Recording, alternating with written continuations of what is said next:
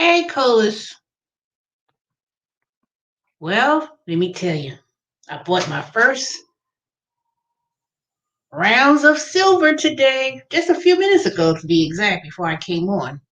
So it's called SD Bullion.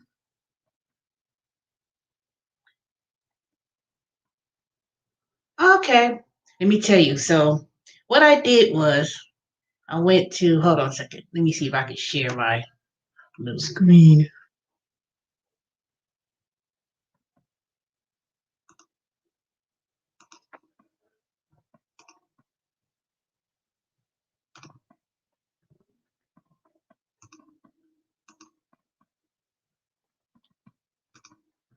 Okay, you see? Oh, that's the other company.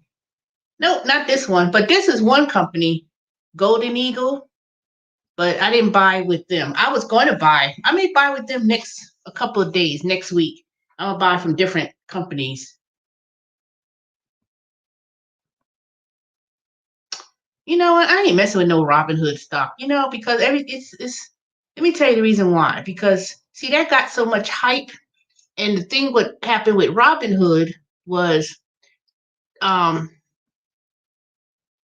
that games stop. What was it? GameStop? Yeah, GameStop.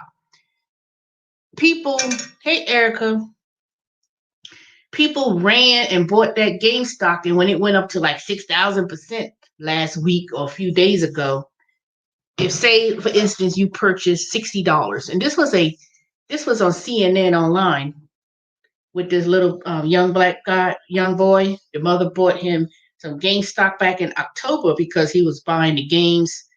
So she decided to, give him like $60 of stock since he always buys it. So he had it framed in the room.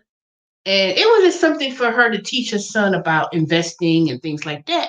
So when the whole big thing hit last week with the stock market with GameStop, that $60 that she bought him in stock was $3,500. And she said, "What do you want to do? What do you want to do?" So luckily they caught when that peaked on the stock exchange. It peaked, and then people started they made some money, but that was like a very short investment time. So it fell that same day. The market dropped like boop. It went up to like 3,000 to 6,000%, and then it went down as the day went by, and then now it's only worth um nothing.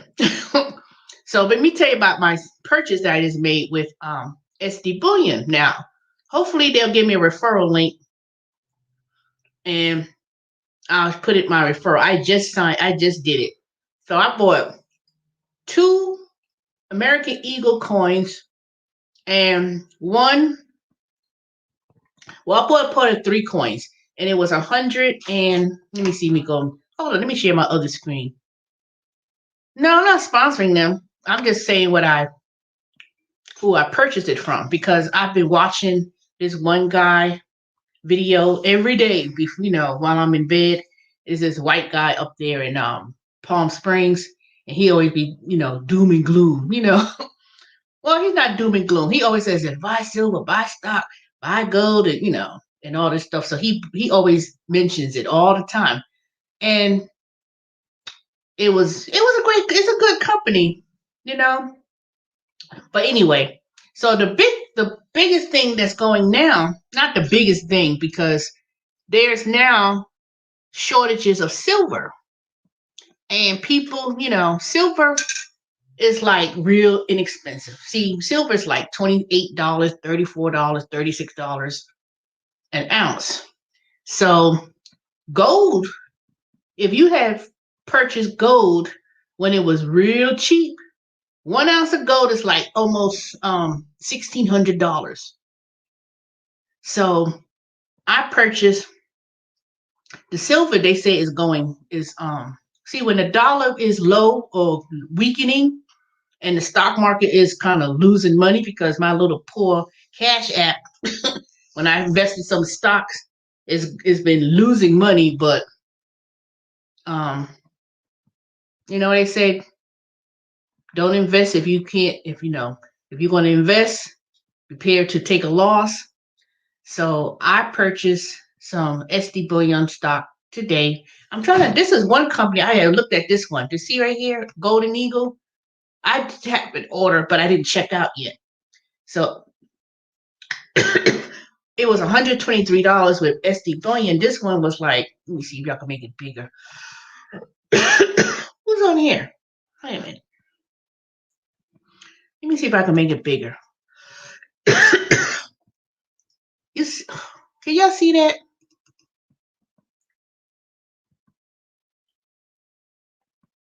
Okay, so you see where I had purchased 3 in the cart. It was $140.28. But I didn't buy it from this company. I went and purchased it from this other company. Oops.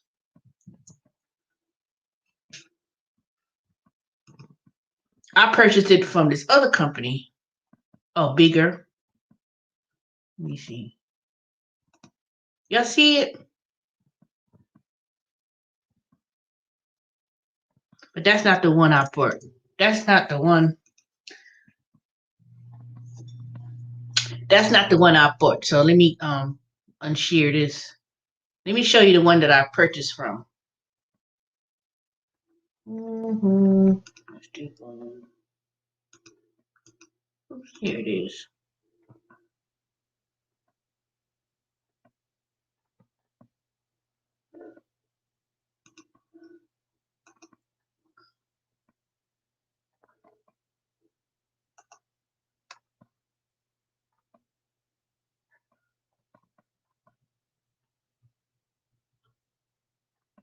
Let me show you the one I got. Why I keep adding that one? Hold on.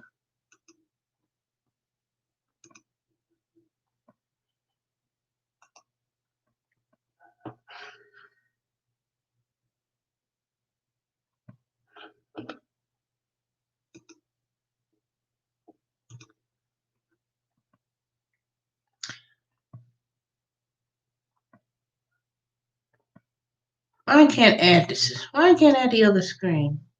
Oh, hold on. I know what I did. Hold on a second. Guess what I need to do? Stop this.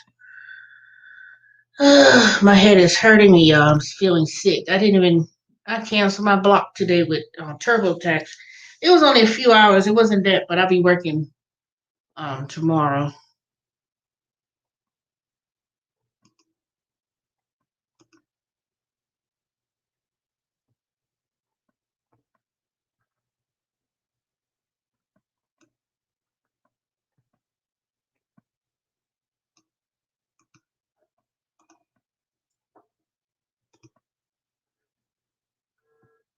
Okay, oops.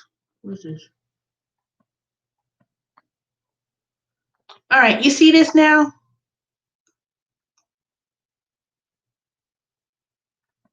What? Mm-mm. Oh, see. I pray that you don't get no COVID, Colas. Shoo.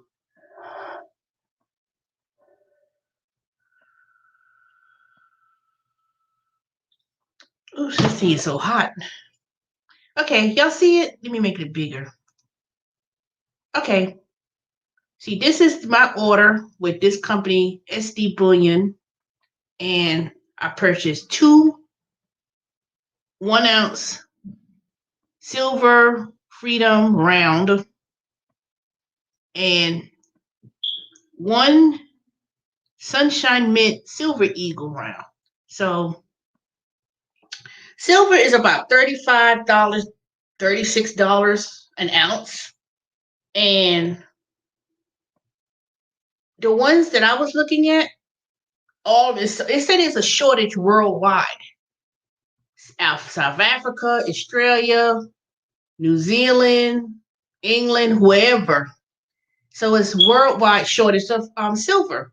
So this didn't just happen. This has been talked about since last year, but no one really spoke about it as widely until people thinking it's those um, you know, the Robin Hood people, Reddit is driving the prices of silver, but silver has pretty much been increasing since last year. So basically, the purpose of buying physical assets, like they say, gold, silver, the other one is palladium or platinum, palladium, something like that, whatever it's called, cryptocurrency, is because when the dollar is weakening, it loses its value. If you hold on to investments like silver, gold, um, oops, not the whole thing. Wait a minute. Well, you know what? Ain't make no difference because ain't nobody could do nothing. Let me remove that real quick. I'm gonna delete this video. I'm gonna delete the video, but it don't make no difference because some people knew where I live. Some people, it ain't no big deal. Come to my house and do something stupid. That's all I know.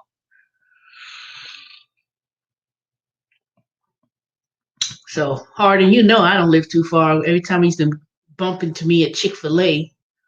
So, it ain't no big deal. Because you know what? If somebody knows your name or whatever, or do a Google search, whatever, your information, like your address, is you can find anybody's address, to be honest, if you really want to know. But I ain't worried. I ain't exposing bank accounts and things like that. But other than that, um, I probably I ain't worried about that. I mean, I'm not concerned, but ain't nobody could do much because what are you gonna do? But anyway, so back to my coolest question. So investing in precious metals like gold, silver, basically pretty much protects your assets. Like, say for instance, when I get my silver, I'm gonna try to buy some gold, but dang, gold is so damn expensive. The only thing I got that's gold is my gold ring when I graduated. When I had paid for that ring, it was like $500. So actually I do have some gold. All I gotta do is sell that ring, and because it was like what three, I think that ring was 3-4 ounces because it was pretty heavy. So that means when I bought that ring when I graduated, how long ago was that? 14, 12, how long ago? Whatever it was, it's at least over 10 years. I could sell that gold on the market and probably get about not even 2,000. I think I could get about 3,000, or a little bit over 3,000, depending on how many ounces that ring weighed. So just think of it like this: if you purchase silver now, when it's cheap, it's if you go to that website, SD Bullion, Rock Eagle, um, people are buying it up. See, people have been buying up. So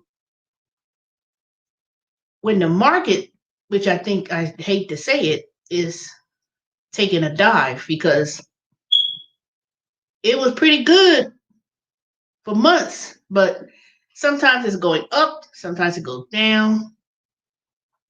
But silver, gold, those prices are going up. So, but it could also go down too, just like the stock market. So that little $103 investment for those 3 coins in silver, say silver suddenly jumps up to $100, or let's say it goes up to $100 an ounce.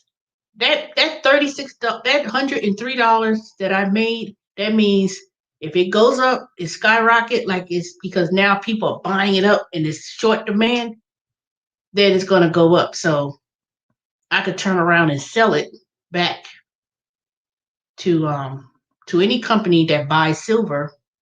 And if the price of silver on the exchange is $100 an ounce, that means I gained $60 profit. So that $103 $3. If it goes up tremendously, then that means I've made money on that silver coins. So just like if see the United States was taken off the gold standard, I'm just gonna eat my spaghetti. When 1970 something, when Nixon was president, he took the United States off the gold standard because the world was basing its value on, yeah, buy it. Even if you buy one little ounce, don't, you ain't gotta buy thousands and thousands, you know. I mean, some people are doing that though. They went crazy buying thousands and thousands worth of silver, and then so I'm not buying it. I mean, you know what? My pockets ain't that damn deep. I mean, I got my other investments to worry about because I was talking to someone today. Oh, that little coins that I bought, it was 30. Let me go back. Hold up. See how I can put this.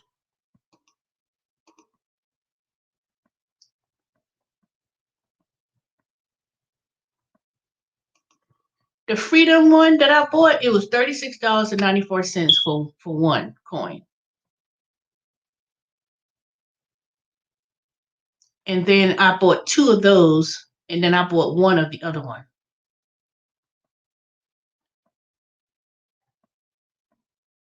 So I only bought 3 coins for now. Because I figured, let me just buy up some as I can.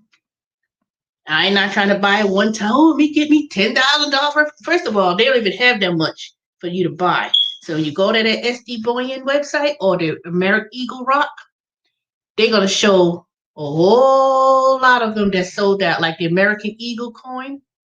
Remember back in the time when you used to see that silver dollar? When people used to have that half silver dollars. And if you go through your coins, you know what?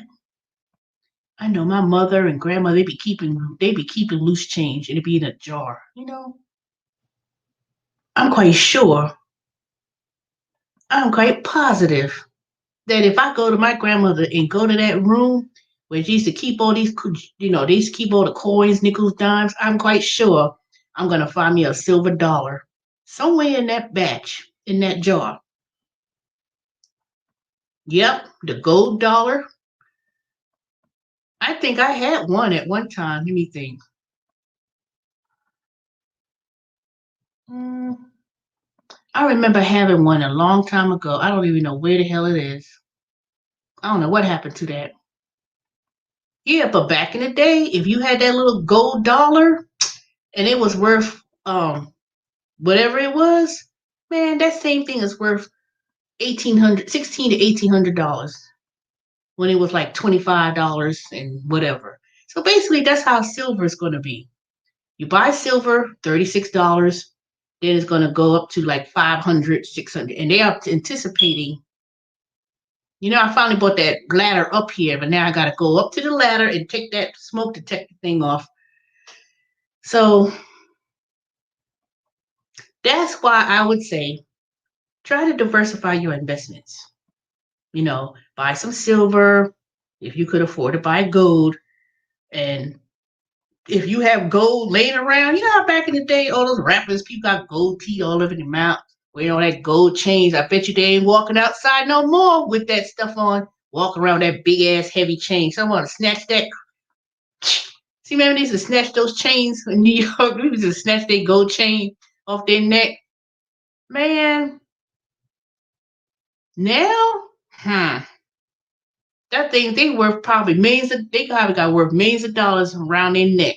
Those big old gold chains and walking around with gold rings and stuff. Nope. Trust me. That's why those rappers and stuff they be saying they was getting robbed. People be snatching up their gold chains and stealing jewelry. You know how people go and used to, they show in the movies, people used to steal. Oh, that's silver. Oh, that's gold. It needs to clean out all. That's why. You think it will happen? The dollar is already going lower. That's the problem. It is. It's no. The dollar is losing its value. It's losing its value. You realize that things are now going into crypto. You know, when you go to the stores now, you don't have dollars and pay. Everything is on that not cyber, crypto, money, digital currency. That's what I'm thinking of. So what they call fiat money. See, fiat money. See, I was looking at these different videos in history about the dollar and the whole, history of how and why the United States got off the gold standard. Ever since the United States got off the gold standard back in 1972, the dollar is worth nothing, hardly anymore. Because, see, that's how it works. So, yeah, that's why they have these coin shortages, and because they're not circulating, they're not printing money. So that's why that stimulus money they're giving out, people are like, oh, I need more stimulus. That's why the stock market is taking its turn. And right now, they saying, not saying, because it was 2 years in the making that I've been heard this, that the economy never recovered from 2008, from the stock market crash and the housing. And see, right now everybody's making all this money on the stock market. That's why they said the real estate and the housing market and the stock market is on a bubble, and people making money left over fists. Because see, you have to understand, the US dollar is not a US government entity, it is a private sector. You know how I said the worldwide currency banking institutions, those are not government entities, those are private bankers worldwide. So when the United States, when they say the United States is in that trillion, billion, trillion, gazillion deficit, see, the people who bought into currencies such as that, when they say that, when China and all these companies, see, they make interest, they making money off the United States at interest. So every time the United States is printing that dollar, it's not backed up by gold anymore. So that means that that's why these big companies and a lot of big companies are buying up this gold and silver. See, gold, if I knew more about buying gold, and I'm so glad I bought that ring for my when I bought my ring for my graduation. That ring is probably worth a good 3,000 plus more, because I could take that gold, go somewhere, they'll give me that little stone that's in it, and everything else. That ring is worth a lot because the price of gold.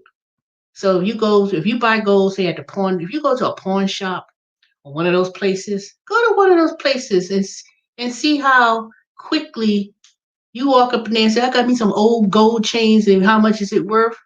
See, they're going to get their cut. But see, they're going to want to buy people the gold, give you less value on it, and turn around, sell it to one of these other companies like SD Bullion and the other ones I was telling you. And they'll turn around and they say, okay, do you want to cash it out? You put it, you mail it to them. They tell you how much you're going to get. See, a few years ago, when I was in a crunch, I was like, dang, I need me some money. And I was gonna think about pawning that ring. And I said, no, let me hold on to it. And I said, well, if I pay $500 for this ring, because I remember it was $560, and I would say, well, dang, I'm gonna sell this gold. I'm gonna sell this ring. I ain't wearing it. Thing don't even fit. I mean, it fit, but I'm so scared that it would fall off my finger. So, and then about 2-3 years ago, when they said how much the ounce, you go on the market and they'll tell you how much an ounce of gold is. And I said, well, Doug, it's 600. Gold was like what, $600-$700 or something like that. And I said, well, dang, if I sell this ring, I can get $2,100. So that's how it works. I paid $500. If I sold that ring a few years ago, I would have probably got like $2,000 for the, $1,500, $2,000 or something. But now that the price of gold is about $1,800 plus an ounce, and it's been going down a little bit. So that's how this thing works with the silver. Buy it when it's cheap now. Buy it when it's low. Hold on to it. And then when silver reaches the price what gold is, that's how you make money. So I'm glad I didn't sell that ring. I'm just, it's somewhere in the house, somewhere, whatever. And I could take that, I could contact one of these companies and say, okay, I got this ring, and how many ounces is it? And then they'll tell me, 1,800 an ounce. So if it's a 3 ounce ring or whatever, then that's what you get. So that's why you see one of these thieves, people be, you know how when you see those commercials, those cartoons, and people was robbing people, and they always be, where's the jewelry? See, because they knew they could pawn the gold and silver and get whatever, That's basically how it works. So I think tomorrow, well, let me see. I'm gonna work tomorrow with Intuit TurboTax. I'm gonna be curious. I'm gonna go to like a place and see one of those places on 78, and I'm just gonna walk into one of them, just be curious and ask questions and see, are y'all, do y'all sell gold? And then they gonna tell me how much. I'm just gonna be curious. I ain't gonna buy nothing in a pawn shop, but they probably, if you're real smart, and that's what I would do. Why can't I get? What do you mean? Why you can't get coins? I put 3. Did you see my S? Cause did you see my SD Poyan order that I placed with showing part of my address? And they show all of it. It's I bought 100 and wait a minute, let me look. Make me forget.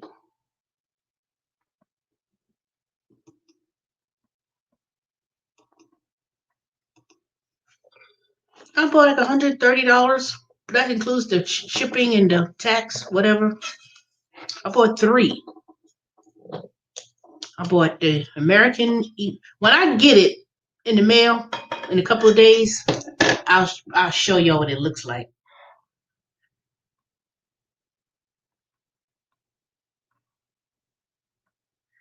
What? I don't understand what you mean. Oh, erase that. Oh, I'm gonna erase this video. I don't figure.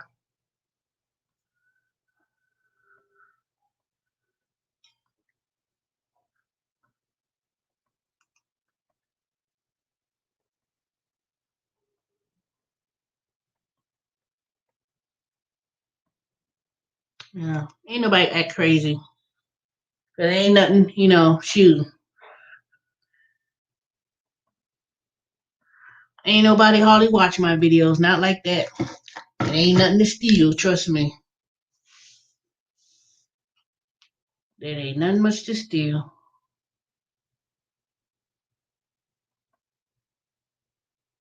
By the time you get through all this junk, shoot. I know. I ain't worried about. I can't live and feel like that. People, that's why I got insurance. People, someone said that lives in the subdivision said someone stole their car. It was in the, someone came and stole their car. I was like, you sure they stole your car? Your car got repossessed, And trust me, I was, I never heard what happened after that. They just said that the car got stolen. I said, no, your car got repossessed. That's what that is. And you just thought it got stolen, you know? Shoot. You know how shocked I was the last time when one time I, that's why that Kia got sold because it was just too much headache. I remember one night I'm hearing some dee dee dee. Somebody was about to take that stupid ass Kia and it was repossessed it. I was so pissed. And that's why I didn't like dealing with that raggedy ass Fifth Third Bank. How I make my payments and then you gonna claim you didn't get it and oh, that was a headache. That happened twice. Like almost 4 years ago? Man, people are trying to tell. And I was like, I'm laying in bed and I'm like, all this flashlights. They came like 3, 4 o'clock in the morning. And I'm facing I was sleeping in the other room facing the front. Man, if I was in the back room and I was sleeping in the back room, I would have woke up. Oh my God, my car is gone. I would have been thinking someone stole the car too. Man, I caught that dang truck. Oh, it's it. That was the worst experience ever. Worse. You know, and I had so much of a headache with Fifth Third Bank. I would never, ever, I wouldn't put not one penny in that Fifth Third Bank. I had to fight those stupid ass. You know what? I ain't gonna go back there because see, I'm already gonna get sick. And you know what?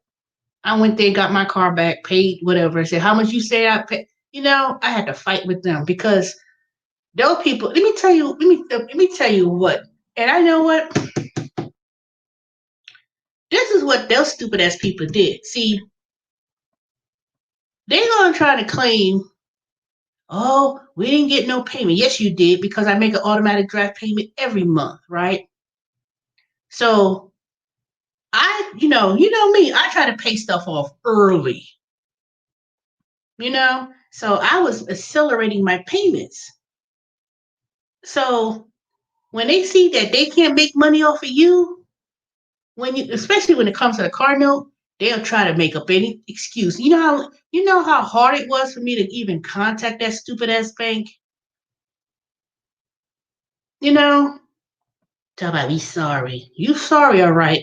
And then after that, I said, you know what? How much my final payment was? I said, nope. Give me a pay that quick thing off. I said, give me proof. Gave my little title, and you know, we said we couldn't get in contact you. It said do not call. You a fucking lie. Then I had to pay the fee to take it out to get it out of the um repossession and get my own car back. And you try to steal the car, you got the payment. So I had to pay $100 something. I had to take a damn lift. Goes to some take a lift to go to some place that they don't even disclose to you where the damn fucking car is. Well, we'll contact you in 48 hours and tell you where the car is. You know,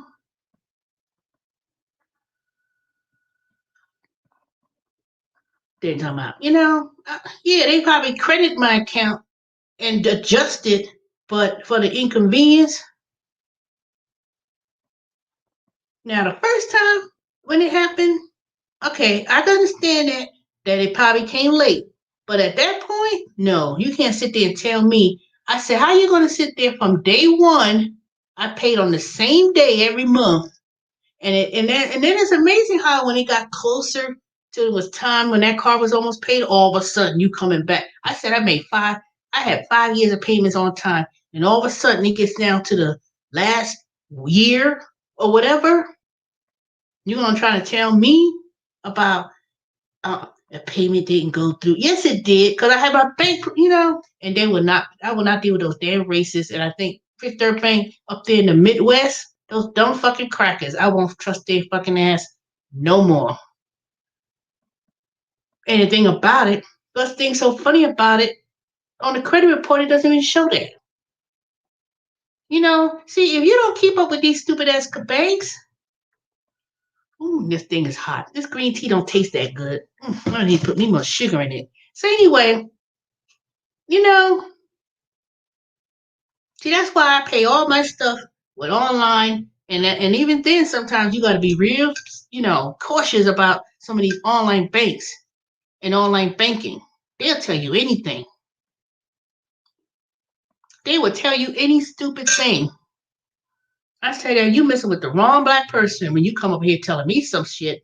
Don't come telling me some crazy crap. You know, ain't one of those dumb Negroes up in Memorial Drive, up in the hood that go to check cashing places and don't have no credit. Be fucking around with my shit, Mm-mm. Nope. See, you gotta, mm-mm. See, and I ain't gonna curse you out and all that kind of stuff. Because trust me, they want you to act like that. That's what they want you to act. Let me tell you feel that way. Punch you dead in your fucking face. If it was So when I with that Black Panther with the Nissan, I said, oh, let me go ahead and set this account up right now. Pay my little extra on top of what you want. Because if you think I'm gonna drag this on for that you think you're gonna make money off of me, that's why they put that little clause in there. Oh, there's no pre-penalty for paying off early, and it has to be in the contract. I read that thing when I left, before I left. Yeah, but it's not even no reason about working with you. It's about you paying stuff and pay extra, and they try to, riff-raff you. See, now these banks, now they're in a financial crunch themselves. Bank closures, ATM close, you know, um, all these kind of financial things. See, that's why I wouldn't recommend buying no house. Don't buy no house in this market. Let me tell you, it's gonna plummet and it ain't gonna look good. Now, if you're gonna buy a house and turn around and do it as an investment for rental properties, maybe that's different. But shoot, these banks, those mortgage and bonds and all those stuff that's based on the market. See, that's what happened in Shears and Lehman. You know, when those financial banks back in the 2008, whatever, that collapsed, and all those banks got bailed out by the government, by President Obama, and all those banks went under. Bear Stearns no longer exists. Shears and Lehman gone. And I used to work at Shears and Lehman back in 1989 when I was in my early days, when my career was in finance, and I was one of those 20-something working at a brokerage firm. I wasn't a broker or nothing. I was one of those people supposed to make the phone calls to get people to buy in the stock market. I could be on the phone. Hello, this is Shears and Lehman. Do you want to buy da-da-da? And then, the stockbroker be there.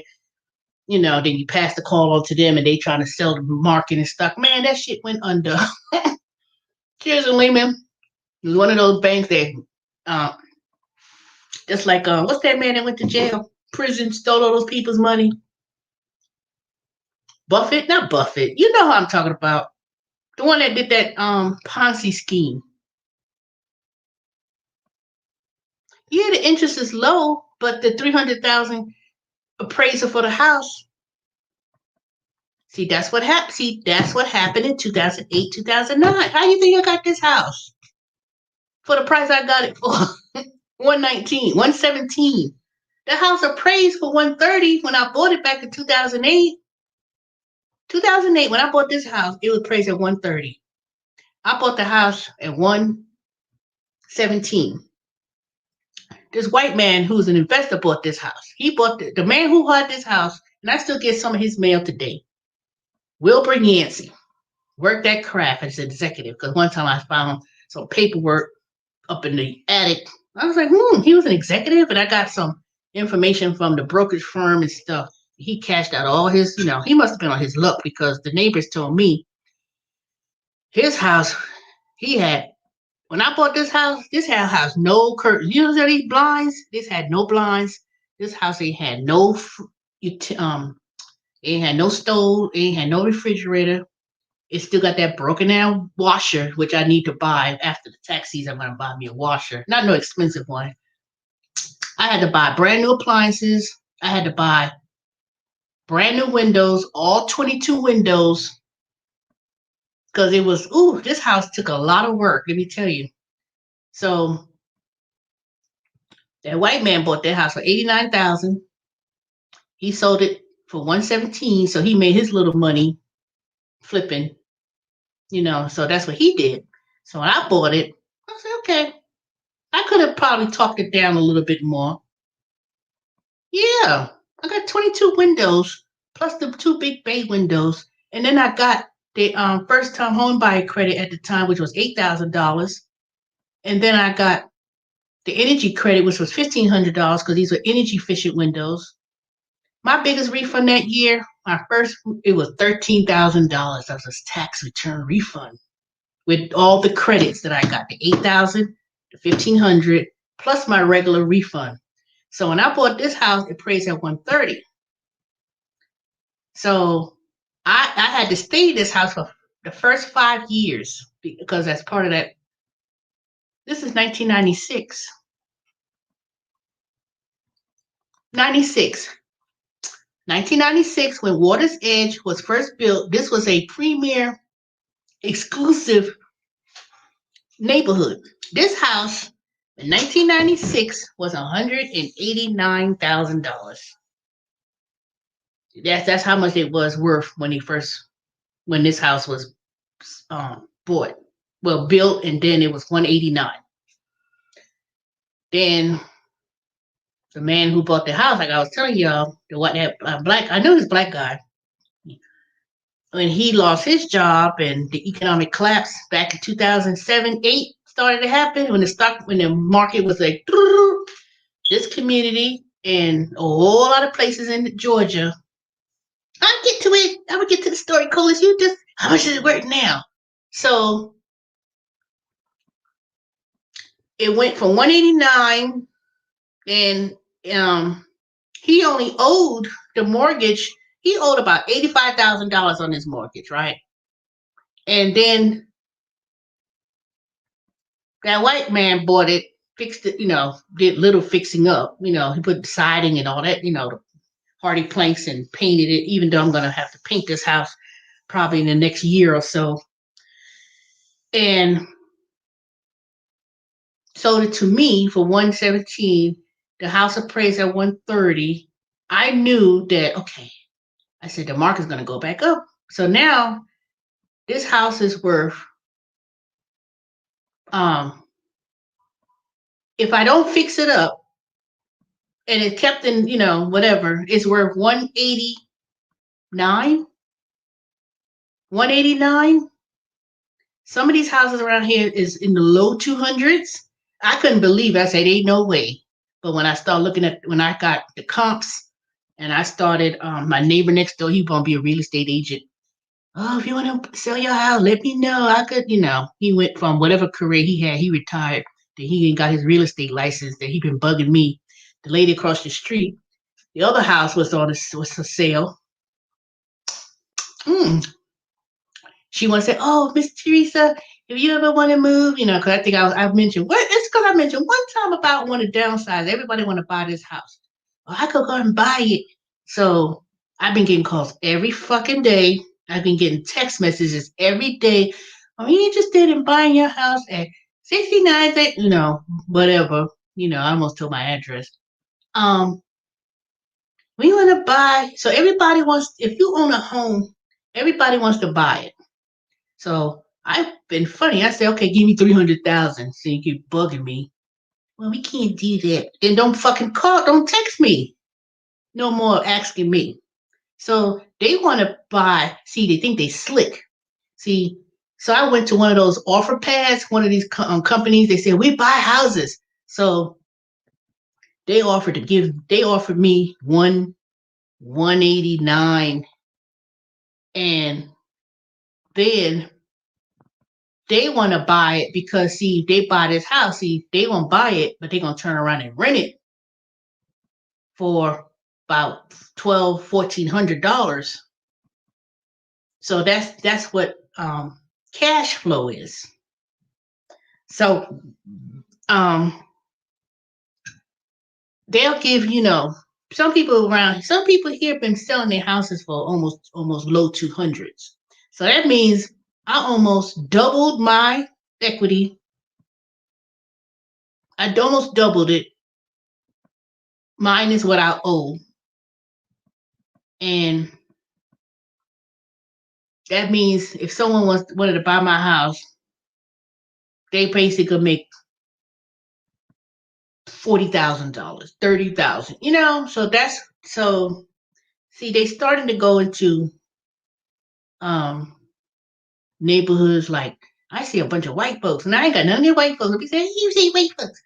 I see a whole bunch of white folks driving up and down, walking the dog. I mean, where the hell these white people come from? Because when I first moved here, this Italian lady, she's from New York. She's so nice, Ida.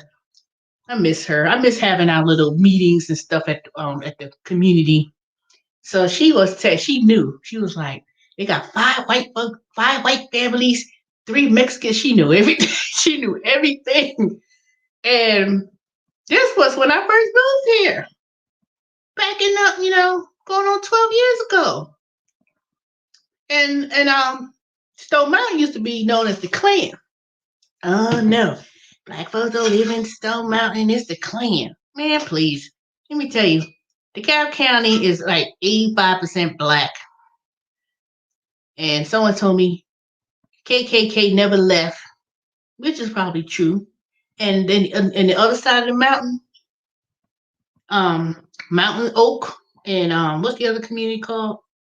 Um, they got some beautiful neighborhoods too. One day when I finally get me a real camera and I'm driving around, I can show y'all the actual Stone Mountain and the outside of the mountain in the communities. And ever since that damn Amazon opened up the street, oh yes, you ain't seen my old videos back in the day. I used to climb up Stone Mountain. Oh yeah, I did. That was my weight loss journey when I was climbing up Stone Mountain and stuff. I'll probably do it again this summer when it gets a little bit warmer. But yeah, I'm gonna do it again. That was one of the. I used to walk around Stone Mountain. It was 5 miles around. It's like 2 miles, literally going up a hill. Then you decline. He has to do that all the time. I got the annual pass when I came to visit, and she was stayed there at Marriott. I bought the annual pass then, so I haven't gone back to Sandstone Mountain since she left too. But yeah, it's been cold. But now it's in a couple of weeks they said the groundhog said there's gonna be 6 more weeks of winter, but in a couple of weeks, once it's warmer, that's what I'm gonna be doing. I'm gonna be walking Stone Mountain and eventually go back to climbing up Stone Mountain and stuff. So I enjoy doing it. But yes, every day I get a text message. When I go, I'm going, yeah, come on over. Come on over. I just can't wait till this COVID thing is finished anyway. It's getting on my damn nerves.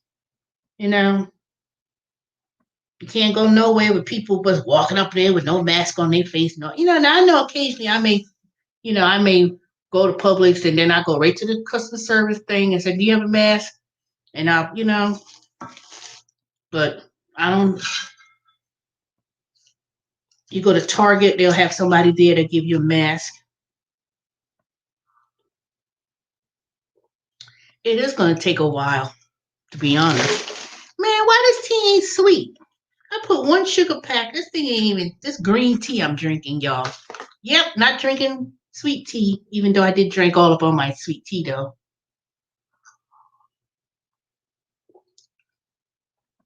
I know. I heard that South Carolina got that African coronavirus variant. So every time you turn around, it's like, ooh, the England variant. Ooh, the South African variant. See, they're a damn lie. South Africa, was it South Africa or Africa, the continent in general, had low, if anything, COVID didn't even exist in Africa last year. Now all of a sudden, here they come talking about, oh, in my I'm gonna start doing my Vitamix again. I ate all my spinach, y'all. Y'all be happy. I made my spaghetti. I ain't even eating them. I had put all the bag of spinach in the spaghetti and mixed it with my ground beef and the spaghetti sauce. So I'm not just eating meat. I'm also have spaghetti inside of the spaghetti sauce. But I used up all the bag of spinach that I had. It was frozen. That was supposed to be my smoothies for tomorrow, but I said, okay, well, as long as I get the so that whole bag of spinach was in the spaghetti sauce. So It was good too. You can't even tell. You can't even tell yet you're eating vegetables. But I ain't had no mushrooms because I didn't go to I didn't make my way to the farmers market any for the last shoot. It's been the last couple of months. What happened to that white woman? Ooh, what white boy with the glasses? The one on his side, or what are you talking about?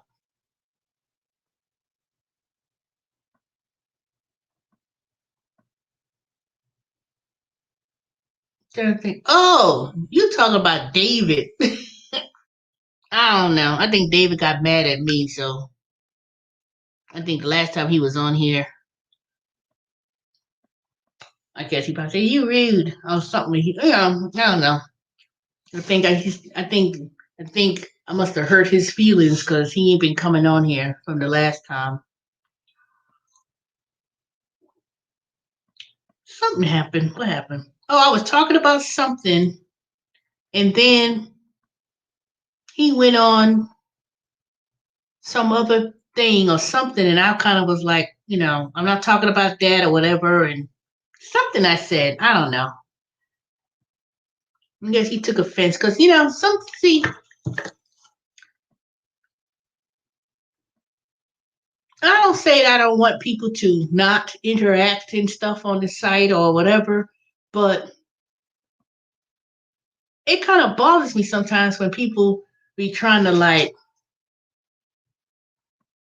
jump on and just go on this tangent and it's like are you really interacting with me or are you just interacting with other people and the subscribers and you know or for instance if I'm explaining something I'll give an overview but at the same time I'm not gonna just look up the information for yourself. Sometimes people want you to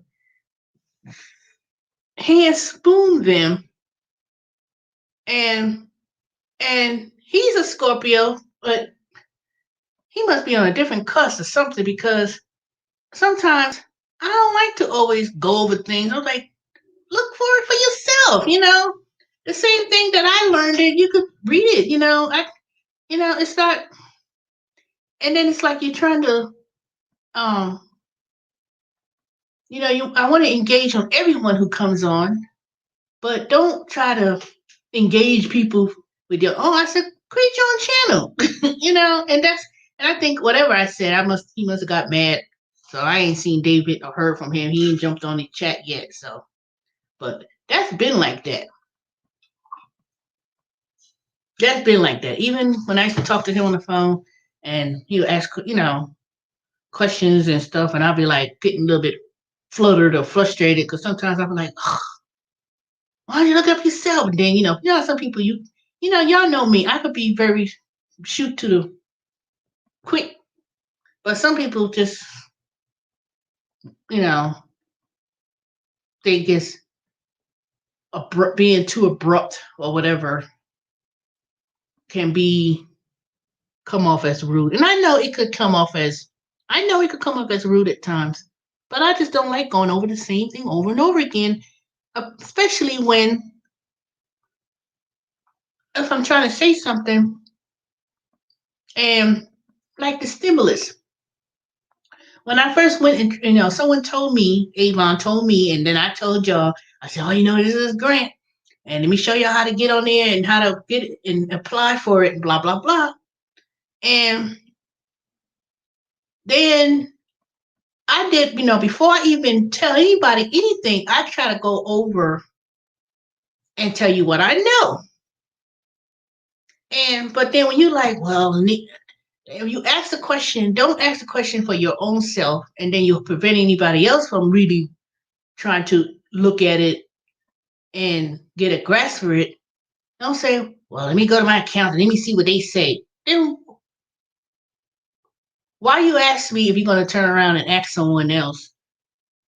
It's like you're almost saying, oh, let me validate what you're saying and see if it's true. Now, I said, my thing is, read for your own understanding. But if I took the time out to go over things, put things out, I'm very thorough, especially when I have a high understanding, high IQ when it comes to taxes. You know, if I tell people for years, y'all know I say I work at the Internal Revenue Service. I have my degree in finance. I could show you. I went and did, in TurboTax with this third party company and, all these things and share it with your information and explain. See, I'm not one of these people who just make videos was hot. See, everybody knows the stimulus talk is something people gonna make a video. Oh, they talk about the stimulus. And everybody wants to, they don't put no thought, no effort, no knowledge in topics. Now, there's some people that I could tell, okay, this person is well learned. This person um, is consistent when they talk about investments. They're consistent when they talk about money. But then there's some people, they ain't know a damn thing about nothing, and they just making a video because that's what's trending. That's why I made that comment last week. If your thing is putting on makeup on YouTube all day and moving, and all of a sudden, let me tell you about taxes. You can get this, and you just regurgitating what you heard somebody else say, and then try to repeat what you saw on another video, and then you trying to make a whole big old thing like you took the time out to research and you don't. That's why I came on YouTube and really started talking about the gig economy taxes and things like that. And I stopped making those videos because people were taking advantage. They were taking advantage. And when I mean take advantage, I'm talking about, all right, y'all, I'm going to show y'all my return. Let me show you how it's done. And this is what you do. Step 1, 2, 3. Then I open up one thing to share with people. Then here come one person. One person a couple years ago wanted to, well, they wanted me to go line by line and discuss while they sitting there. Okay, I paid this. Where do I put this number at? Where do I do that? And I'm here to help everyone, not you specifically. If you want to do that, I also said that send me an email with your questions and I'll answer the question. But some people get on the stream on YouTube and stuff, and they wanted all their answers question for free. Now I'm not asking for no donations. I'm not asking for no money. You ain't never saw except for my birthday when I put that little birthday link or whatever. And but some people want, like my friend, she's in investment, right? Marcia, she worked millions of dollars, did investment for years. And she had friends, go to her, well, how do you do this? And what do you do this? And how do you go this? And what's the numbers? And what should I? She was giving out all this advice, right? They made thousands, tens of thousands of dollars. Do you think? I was like, Marcia, I said, dang, you could make your own YouTube videos or package that information and sell it. That stuff sells for like $400, $500, $600. Seminars, selling books and stuff, and people will get on there and pick your brain. People will pick your brain for their own advancement without even thanking you. They'll turn around. I got me some free. Everybody want free. Black folks, see, and black folks are known for that shit. They want Indian too and Asian. I noticed that. Black, no, not as much as. Ooh, no. Let me take that back. Indian people and Asian people, they notorious for when I get the discount. When I want the reduced price. I want the cheap. But go to their fucking store, Indian store or Asian store or Korean, and buy their stuff. You a penny under of paying it. You owe me 2 pennies. But they will call, and they will rake you to the fucking bone about some damn discount. I buy this furniture, and I want to know if I could get it for a lower price, and I could get this. No, sir, I do apologize. No, there's no discount. We don't do price match. No, and I ain't telling you where I'm getting this from because I want, you know. They think they know it all, and they think that because they come here and they think they may be a little bit well off as a people, monetary wise, but they could be one of the most cheapest ass people of all. When I used to do that food deliveries and stuff, you walking up the road, down the street, up to the corner, up the hill, delivering $35, $60, $100 worth of food, and these cheap motherfuckers want to give you a fucking dollar. And they've done that, and I've tested it with Domino's, with all the food deliveries. I said, hell no. It was a community right up there on Church Street, up there in Decatur. This community is all Indian. All Indian. And every time I say, I'm at the gate, and can you come and get your food? Because I already knew they wasn't going to give you no but a fucking dollar, and they want you to go all the way up the road, around the corner, up the street, down to grandma's house, and then, get the dollar. Remember that last time I made that video when that Grubhub, that's how I got my ass disconnected, deactivated. I said, I'm going to ask y'all, I'm going to ask this person, is it a custom? Why y'all don't tip? And y'all said, don't do it, Teresa. Don't do it. And I asked anyway. Remember that video? When I went up to the door? I know some of y'all remember that. That was when I was able to live stream without having to have the 1,000 subscribers on YouTube. Shit. I mean, it was I'll be shocked if I ever got $5 from Indian people. It was only one time I probably got I got a good tip when I was Domino's, and it was the same people I used to deliver to, and I knew they was getting $5. They were from India, and I ain't saying all, so don't be because you racist. You say, oh no, I said most, not all. But they will rake you to the fucking ground. I swear to God, Asian people too. They be wanting their money. See, they be going in black neighborhoods, minority neighborhoods, and they want their money. But let them buy something. Ooh, they want to negotiate something down to the damn whatever. I mean, I understand it's different if you buy bulk. You buying $10,000 worth of stuff, and you buying bulk.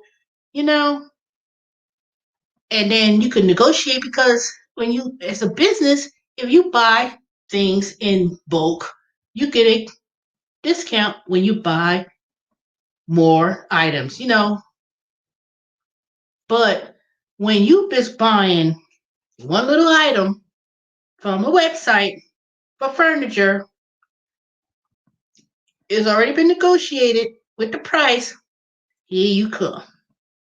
And I'm not talking about they saw it on another website and then you price match or whatever. But man, they want to negotiate. They want to pay the lowest, whatever the lowest. And you be like, no, sorry, we can't do that. Or whatever, They go somewhere, and I always see it all the time. They go somewhere to a store, and they always want, they always want somebody to give them something discount. You get the discount. You would get a discount. Don't say it. Put that away, Cole. Don't put that away, because I'm going to talk. Don't put that on there, Cole, so we take that back. So I don't want nobody be saying, she said this, because everybody retract that. Uh-oh. Delete, take that off for me, Colas. Don't say that. That's why I didn't say no particular. No, everybody does that. Everybody calls in that company. You just said they ask, but I'm not talking about in that scenario. In other scenarios, when they go to the stores and patronize, they always want something for nothing. But you go to their store, ain't no budging. Those two groups, notorious. They've been like that years. Even when they used to live in New York, those little cheap ass Korean gadgets they used to have in New York, and used to go to their store. Are you gonna buy them? First of all, they follow you over to their store. Like, fucking back up, nigga, back up. That's why I don't really patronize those stores. I really don't. Because they feel like they're criminalizing you when you purchase something with them.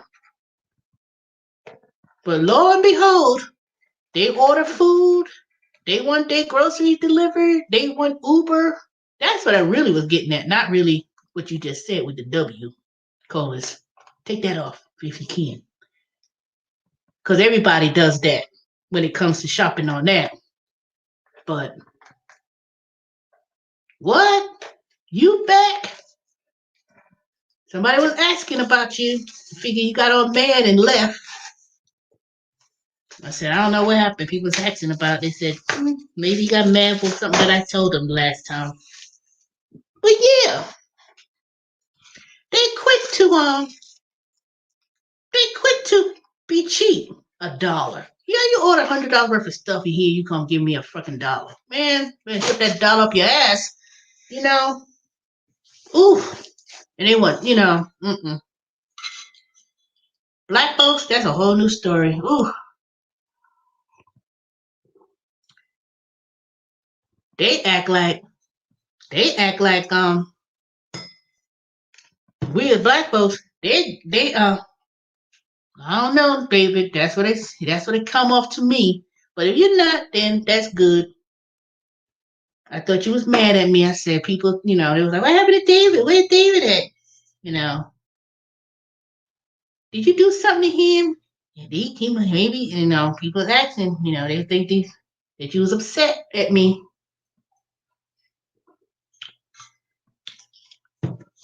But yeah, like I said, that's why I couldn't stand doing when I used to deliver with Asian and Indian people because you don't know what you're gonna get from them. But it's always $1. They tip is always a damn dollar. I don't care what. Shoot. The only time I think they know how to tip is they became very Americanized and that spaghetti tastes good. It's gonna taste good when it starts to settle and marinate. I don't know what it is. I guess when they became Americanized and stuff and people weren't delivering their food like they wanted to, I guess they realized they got the point. I ordered something and somebody keeps canceling and I can't get near. If you get more than 250 cents, maybe somebody will come to you and deliver your groceries and deliver your food. Stop being fucking cheap. People ain't got time for all that crazy stuff.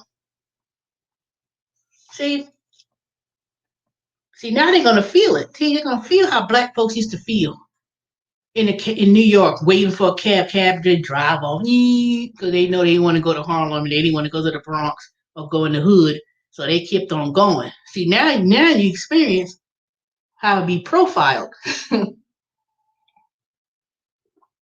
Exactly. Always, too much. Shoot. Too much. You know. Don't be trying to marginalize other people, color or minority group too. Yeah, I couldn't be mad at you. All right, David.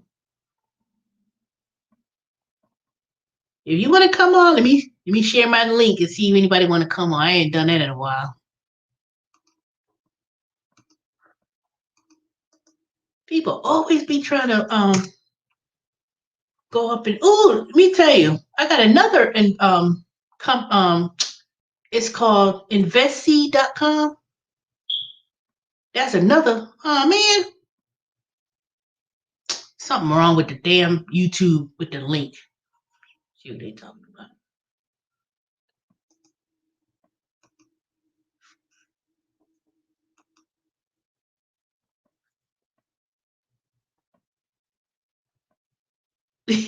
They probably still ain't go. They probably still gonna do that. To be honest, but see, they the only one. The only reason why they go to these Chinese restaurants now because for some reason they ain't never gonna shut down. I ain't seen a shut down Asian restaurant shut down because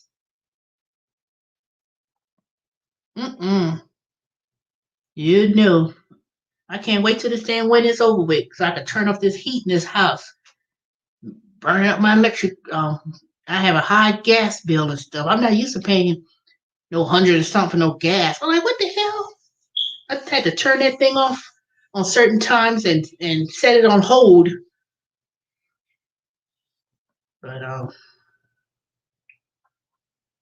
yeah. See, Asian restaurant. I mean, I'm talking about the ones in the hood, not the fancy Asian restaurants. But even then, you never see Asian and Indian restaurants closing. I don't know about that. Mm, I don't know. Like I said, they could beat Corona because trust me, they put padlocks on your door and tell people not to get out. So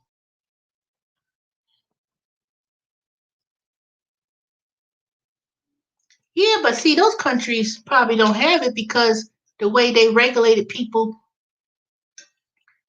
don't get out your house. They put a padlock on the door so you won't get out. Can't go nowhere. And closing the country down. Nope, nope, we're not taking nobody in here. Look, that's why they could beat COVID, is because, see, everybody here in the United States, I ain't gonna be the president to my own house. It's you violate my freedom. You know, that's why we can't get rid of this shit. Because people thinking their rights are being violated and telling people people say, okay, we're gonna put a stay at home orders. Oh, I'm gonna lose my money. I can't, all kind of crazy stuff. Learn to be at home. Learn to be at peace at home. That's why I'm learning to be at peace at home. You know, I don't really go out anywhere. I would love to go someplace and stuff, but the only place I seem to be going now is going to the grocery store, buying some groceries or something like that, and I'm not even going far and back home. Or I may do my little survey assignments here and here and there, but I'm really going to the grocery stores when I do them. Oh, no, I'll be back. I'm gonna go back real quick. That's it. I'm not running up and down just to be going somewhere.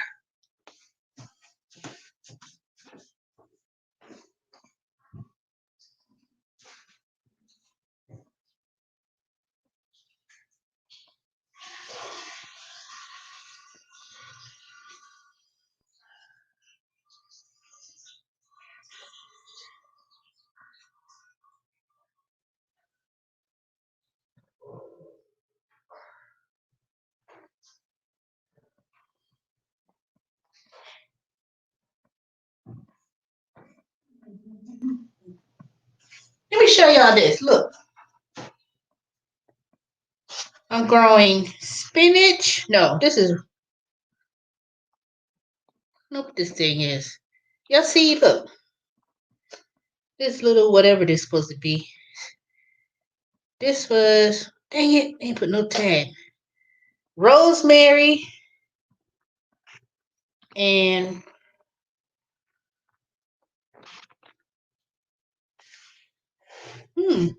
I can't tell what it is.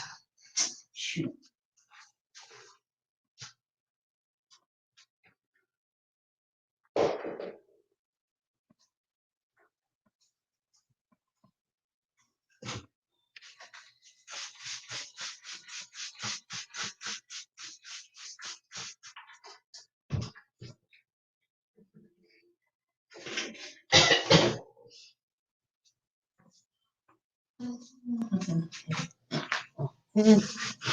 Okay, I'm back. I was showing y'all the rosemary, and then you see near the window it's spinach, and the other one was Swiss chard. Now it looks real thin and skinny, or not skinny, thin, but it started to sprout. But I guess when spring comes, I got it in that little thing I bought last year, and it's supposed to be 72 seeds, but I only got about 36 seeds. not even 36. I think it's more like 20. Some of them is sprouting to little spinach, but it's not fully, it's germinating now. So hopefully it will.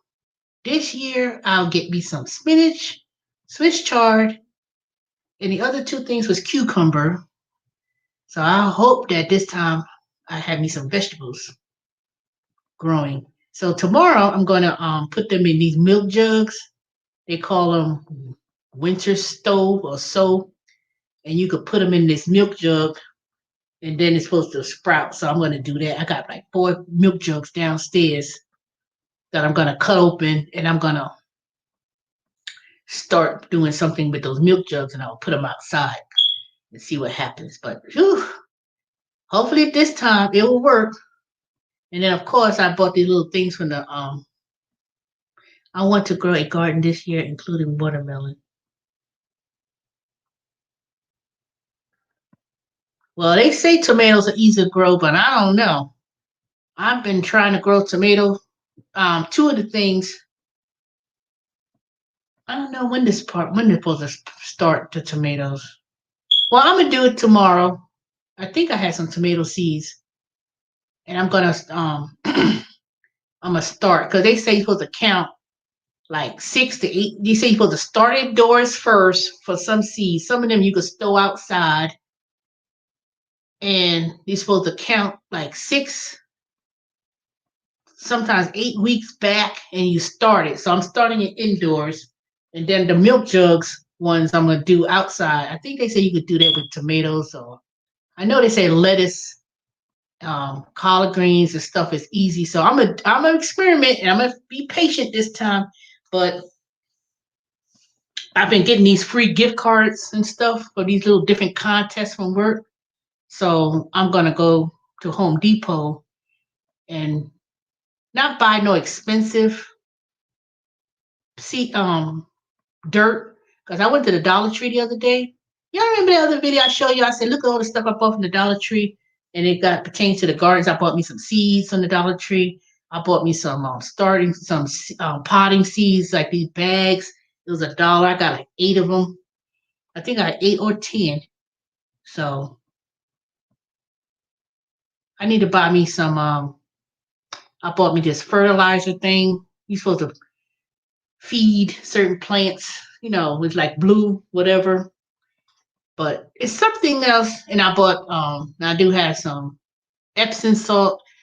I've been saving banana peels, eggshells, and I got a little compost that I put outside, and I got this bucket, and it's like rich. I opened it up. I said, "Oh, this thing is compost, and it's that rich soil, so that's gonna be pretty good." So some of it I'm gonna do a little patch outside once I get that damn backyard leaves raked. Hopefully they come to Friday and clean it, because I have not been keeping up with that damn yard. And then I'm gonna try to do. My grandma said, "You got that big backyard. You can plant this stuff. You could do." So in the side of the house, I know there's a section that I've been trying to put cardboard, so it could be the section where I'm gonna grow maybe some tomatoes, cucumbers, but some of my stuff is gonna be mostly in pots.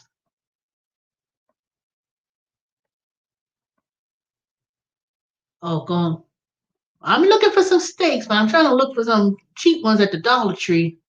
But I'm gonna start the tomatoes in the pots, and then I'm gonna buy that little cheap stuff. Because sometimes you don't gotta invest in a lot of money in things. Some people make their own steaks. Some people make steaks with the sticks in the yard, and you just put a rope, and then you can so. I just need to let it grow and do something first. But I think my issue is the soil. I'm not really feeding the soil like it's supposed to. So I've been watching a lot of videos on how to do that. Some people said, "Oh, you could get natural fertilizer from the leaves in your yard," and that's probably true. Scrapes, eggshells and coffee rinds. One time I went to Quick Trip. I asked them, did they have those coffee rinds they was throwing out? I had literally like a big ass bag big, huge garbage bag of coffee rinds, and it was put outside in the trash can. That's compost. So I've been composting it, but it's cold because it's supposed to compost supposed to be hot. So I'm gonna have a cold compost. But that's been breaking down. Sometimes you have to wait almost a year before stuff breaks down. So I got this garbage can of all this compost. So I think it's been breaking down now. So a lot of that is going to be good when I lay it out. Also get black cow. Yeah, but see, I already have bought me some fertilizer and different kind of soils and stuff I had from years ago. I bought this humus. What was it? Not humus. I bought something. I still have a bag. I still have a few bags.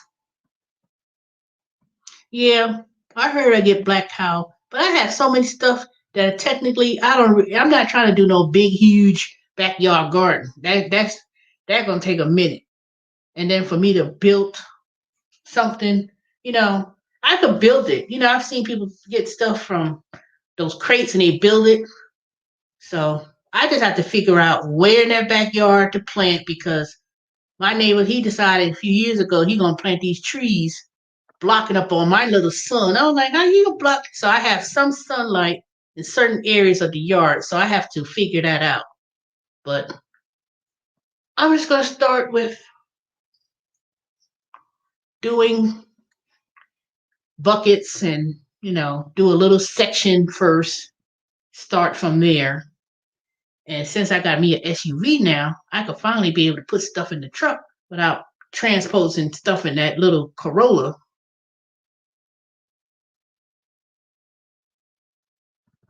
Yeah, Black Cow is amazing. Black Cow is amazing. But so when I grew up on a farm. My grandmother had that chicken coop and stuff. That that chicken coop poop and stuff. That was the excellent soil. You didn't have to buy. People didn't buy stuff from no brick and mortar stores and stuff. You could use. All right, David. Don't say something you ain't gonna do now. You come and visit, but it's just gonna. I'm experiment. So hopefully, um, I think I'm gonna start now. I think this is the best time to start. January, February. I've been watching. See, my main videos I've been watching lately was gardening, investing in gold, silver. I've been watching those. And what are the ones I've been watching? Really, that's it. Gardening videos, some people's cooking channels. I haven't watched anybody with the gig economy, you know, doing Uber and Lyft and all those other ones. I did catch up with one person I used to watch. Her name was Michelle Caesar up there, the older black, she's about my age. She lived up there in Long Island. And I used to be a loyal subscriber, but see, she's one of those people kind of, you know, if you say something like no, then get a fallout, get an attitude or whatever, and then, so I picked up her channel again, see what she was up to. She was doing a lot of Grubhub, and she's still at it, you know.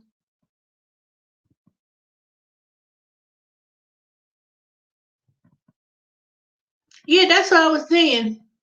With the milk jugs, they actually say you could start do you the milk jug acts as a what you call it?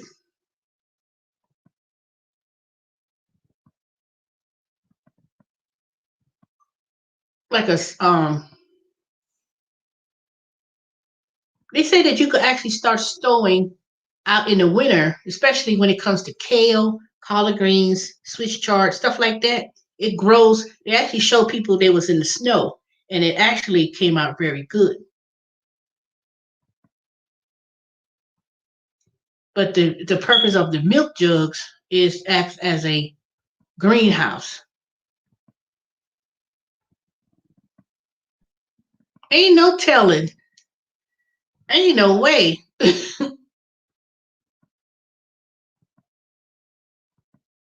Yeah, she started talking about cryptocurrency and stuff like that on the last couple of days ago when I watch her video, see what she was up to.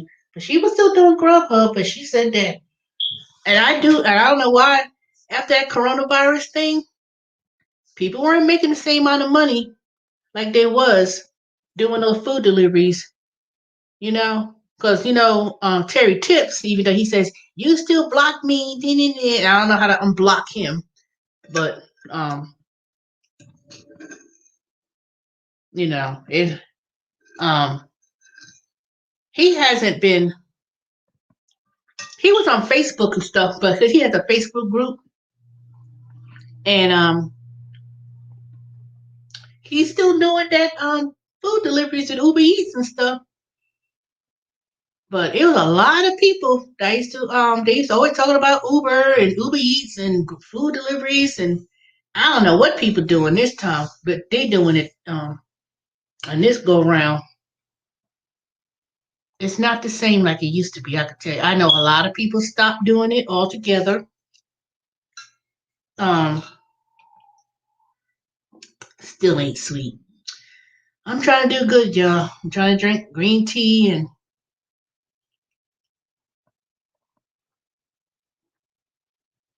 yeah, it's been busy because people still.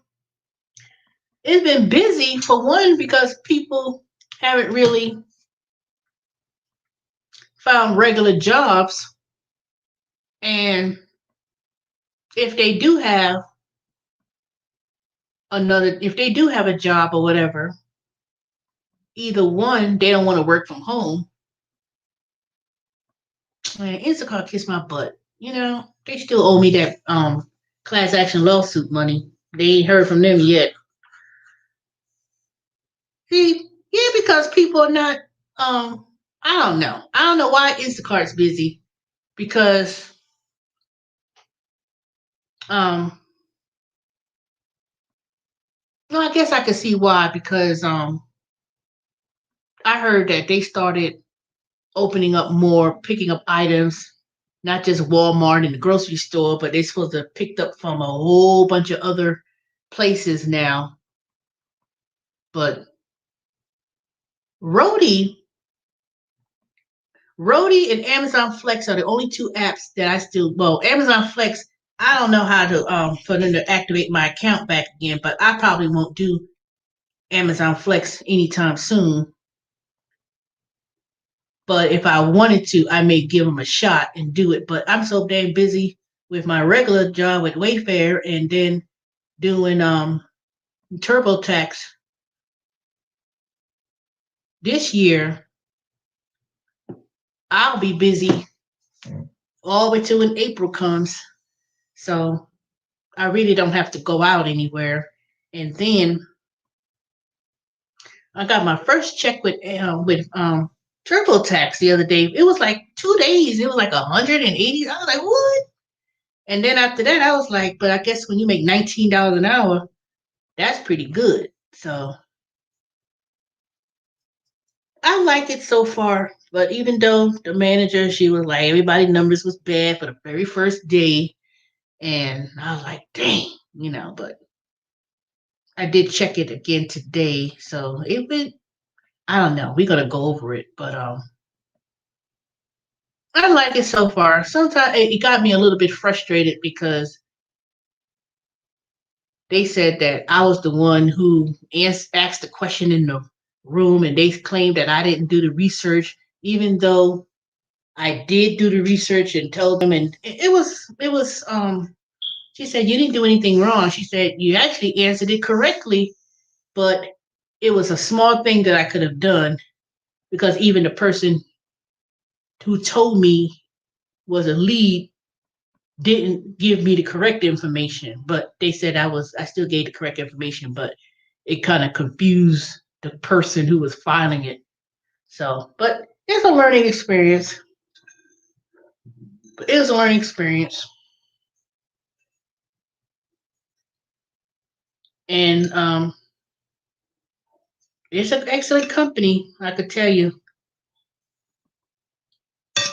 They're gonna reimburse me back from the internet usage from home.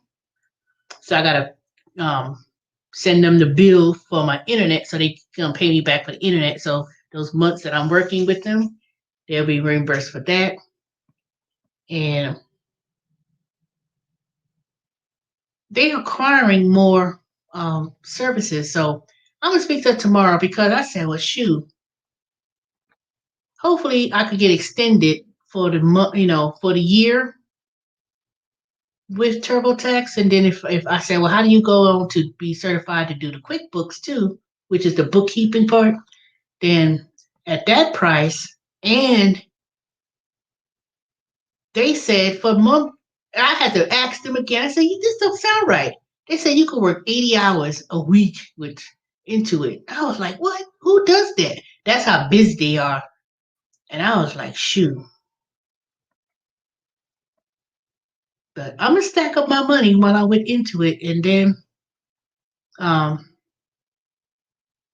if to be honest, if I become permanent, well, not just seasonal for like 4 months, but if they make me permanent, not permanent, like extend my season for 7, 8 months, and I could work one job and work as many hours,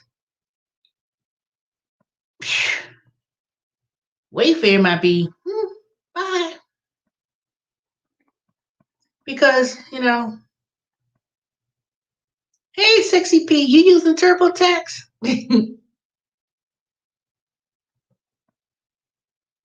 I know. And that's just the beginning.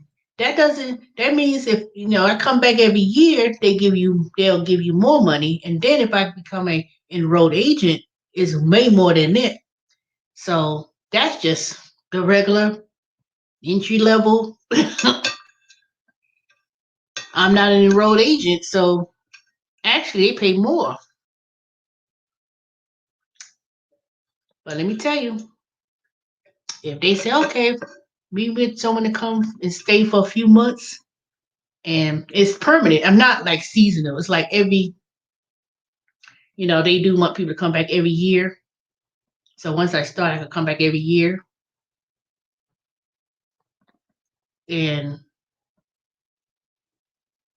I've been getting a lot of different emails from different companies hiring people to work from home that's paying way more money. I mean, I like Wayfair as a company, but I like Wayfair as a company.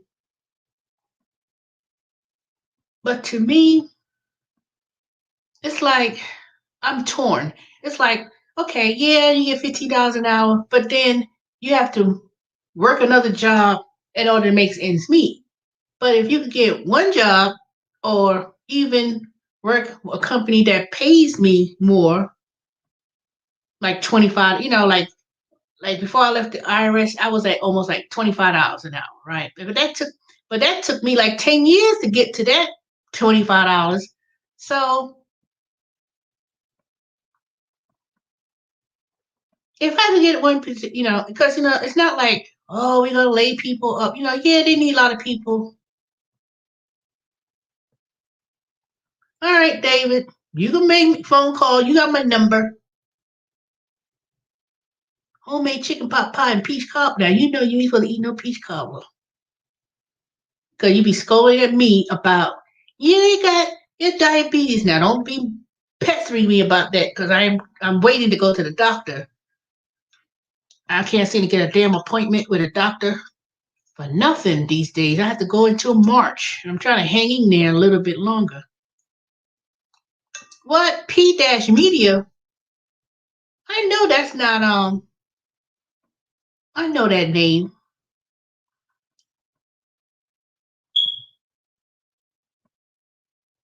Romeo David's about to go. You just coming in here now. Homemade chicken pot pie. That must be good. I don't know why I don't like chicken pot pie for some reason. My aunt, they used to make chicken pot pie from scratch. No, it was chicken and dumpling. That's what it was, not chicken pot pie. Chicken pot pie is almost like chicken and dumplings. The only difference is it's in a pie version where chicken dumpling is a little bit different. Oh, I'm so crazy. You, hey Keith. I don't know why I keep forgetting your name is P Dash Media. Hey y'all, there's my cousin in the chat.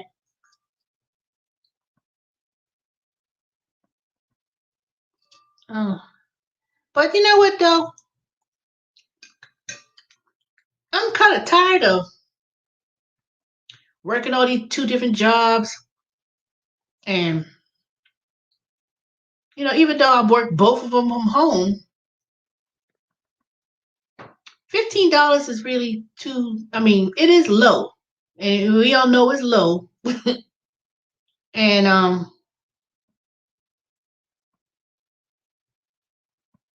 it's like I'm gonna do it for now. I'm gonna keep doing it. When tax season's over, April, and they give me the bonus after I finish the tax season, which is up to a $2,000 bonus. Then I did ask them, do they ask people to stay longer? So sometimes they'll ask people to stay longer. So I'll wait and see what happens with that.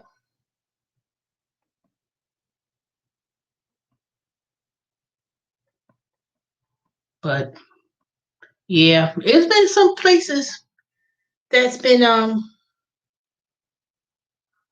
that I've been popping up on Indeed. They was like, oh, they still hiring people to work from home. It seems to me like if you're working from home, they try to pay 15, 14, $15.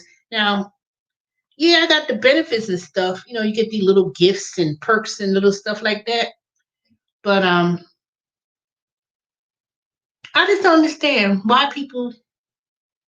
Now I understand if you live in certain parts of the country, it may be hard to find a job. But here in Atlanta, they may not pay a whole lot, but they sure got a whole bunch of um they pay $15 an hour. They're like, ooh, they act like they paying you 20. I'm like, you can't really do nothing with 15. You have to see when I was making that $15, I had to do these extra little gigs to to kind of make up for it. But at the current salary at Wayfair at 15, um, I had to do all these different, mystery shopping things or whatever. Yeah, they got a lot of jobs, but they got a lot of low paying jobs. That's the thing. Hey, cuz, go ahead and give your input into this in the chat for Colas 85.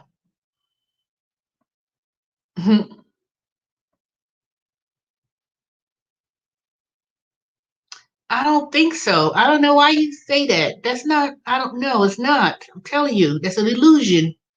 Just because Tyler Perry Studios is in Atlanta, it is not carried over for jobs. I mean, yeah, I know someone now. She said, I need to call her. She said she was working Tyler Perry Studios, but she was contracted as a security guard or something. She said, or something she said she was doing.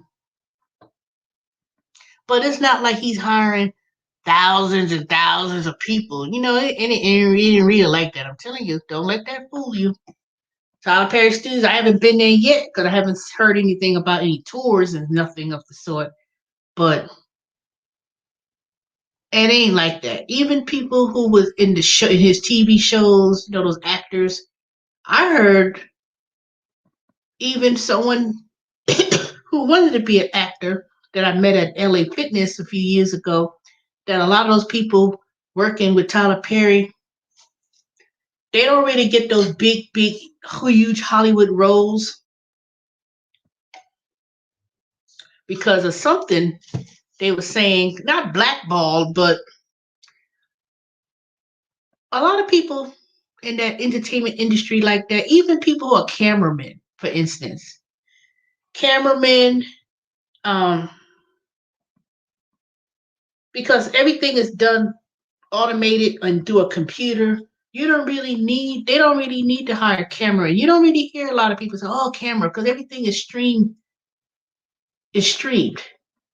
So even then, those union jobs, those people who are cameramen and stuff, those are like union jobs. And a lot of those in California and stuff. And all the money people was making back in the day, they not doing all that great like that. Tyler Perry Studios ain't made no impact. I'm sorry, that ain't true. Tyler Perry Studios is like, oh, it's bringing. Let me tell you what the real economy is. If um if one was moving from New York in the Northeast, is Texas. That's the place. Now I said I won't want to. My sister lives in Houston. I don't like Houston. It reminds me too much of Atlanta, and it's like hot as hell, and it looks raggedy. At least the parts that I went to when I went to visit my sister in Houston, I wasn't impressed. I like a pretty city. I like, oh, this is nice. Dallas, Dallas, and Austin. If you're gonna move from New York and it's very inexpensive now. Dallas don't have state income tax. And with Tesla and how come you keep putting Dallas and star star star? What's behind that? See, Tesla and all these major tech companies left California, moved to Dallas because it was cheaper to live. And I'm talking about those outer skirts cities of Dallas. That's why a lot of people are doing investments too. Well, can't be no more worse than Los Angeles, Atlanta, and New York for traffic, but with people working from home and stuff. Yes, you did, because what I'm looking at in the chat, you had Dallas, and then you have star, star, star.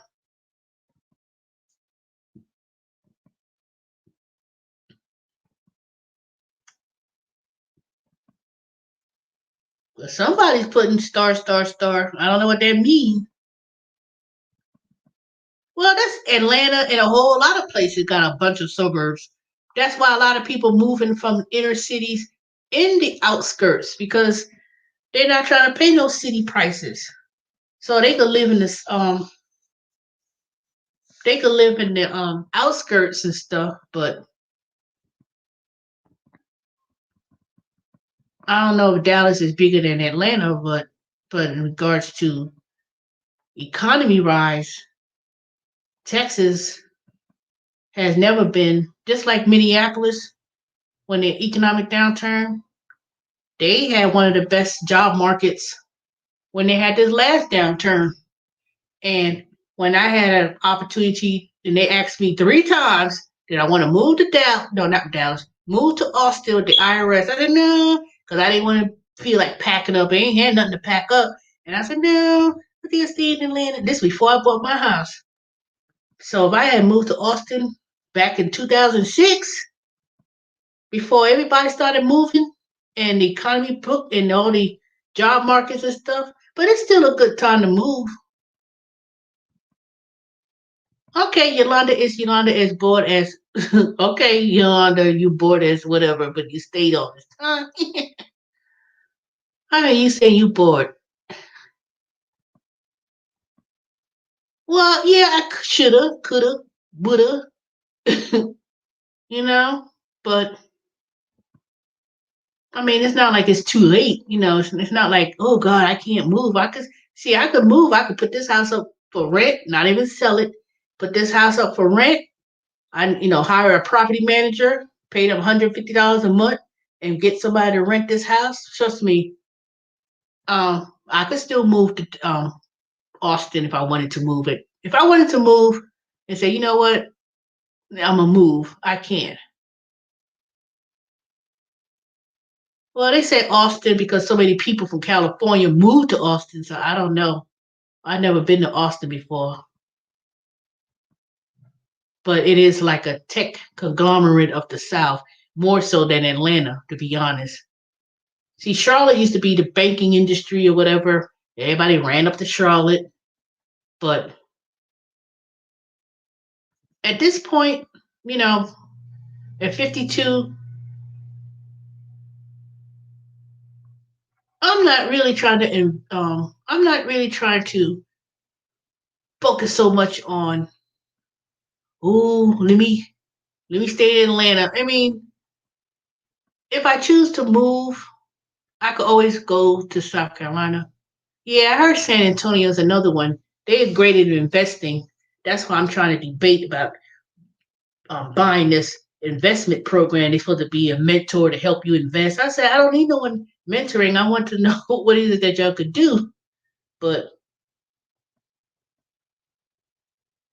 I just have options. If I feel at a point, I mean, I know I spoke about this 2 years ago with y'all about moving and if I was going to move and this and that or whatever.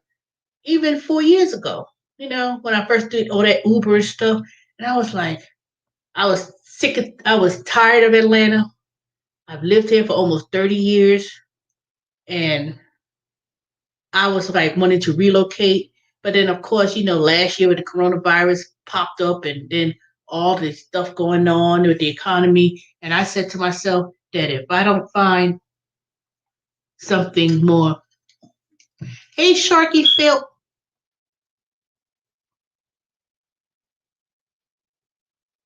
I had considered, within a couple years, would I want to relocate. And I think this time around, depending on whatever happens, I could always move because I could always um, work from home. But one of the things about working from home when you work for a company is that if you relocate, you have to make sure that you could relocate to a certain state because certain companies they don't operate when you're in certain states anyway. And then there's a lot of tax ramifications and things like benefits and stuff affects if you relocate somewhere else. So, but one good thing about working with Intuit is they don't have state restrictions. That's who I need to call. I need to ask them. They ain't gonna do it anyway. I know they're not, so I ain't even gonna bring it up. But I could work anywhere when it comes to Intuit because even though I work in California, they have to follow certain labor laws. But I would never move to California anyway. That's too expensive. But um, I think at this time, if I wanted to relocate, I'm not going to buy another house. That's not going to happen. I will buy me the smallest apartment and still double the amount of what I pay in my mortgage, which I could probably um I don't know. Well, the reason why I do know because Texas has one of the most generous tax breaks when it for businesses. So when businesses relocate to Texas, um, that's one of the reasons. One, they don't have no, because see, Florida don't have state income tax either, nor Tennessee. So that in Arizona and Texas, 1, 2, 3, 4. Texas is just a more rich state. That's why in election time, Texas was like, oh, that's one of the, you know, because it's a huge state for one. Two, they have a lot of tax advantages because they don't have state income tax, but they do pay. You do pay some. You don't have state income tax. Trust me, you paying something way higher than most people. But Texas, it just has a better market. They got way better colleges and universities. Strong in technology. Um, it's just more growth. Texas, I mean, like I said, I've been to Houston, but Texas is never going to be, oh my God, the job market in Texas is, yeah, but But people gonna be keep relocating, and like I said, there's more and more people be dragging around to Texas. They don't want to change. I don't want to change the dynamics of it. It's just like when I moved to Atlanta. It's just like a little New York, and I used to hate when people say that. I was like, and they always talk about the negative parts of Atlanta being like New York. You know, Mm-mm. Nope. But a lot of people are moving to more smaller towns. They're not moving to big cities. No, Houston was just screaming hot. That's all the problem I had with Houston. It was just too damn hot. When I went there with my niece's graduation, man, Houston was hot as hell. I'm like, oh God. And I went there twice. I forgot I went there twice. My brother-in-law, well, former brother-in-law, when he killed himself in a murder suicide, I went to Texas twice. One for my niece graduation. No, I went to Texas more than once. Wait a minute. No, that was New Orleans. My sister got married in New Orleans, but she lived there. Never mind. Yep. It was just too hot. That's the only thing about Texas. But like I said, I was in the park, driving around. I didn't really, for my sister's apartment complex and, you know, on the highways and stuff. But I didn't really see a whole bunch of trees and stuff. I passed by, um, what's his name? Church. What's that one? What's his name? The one, that white guy with the pastor. I don't know why my memory going bad.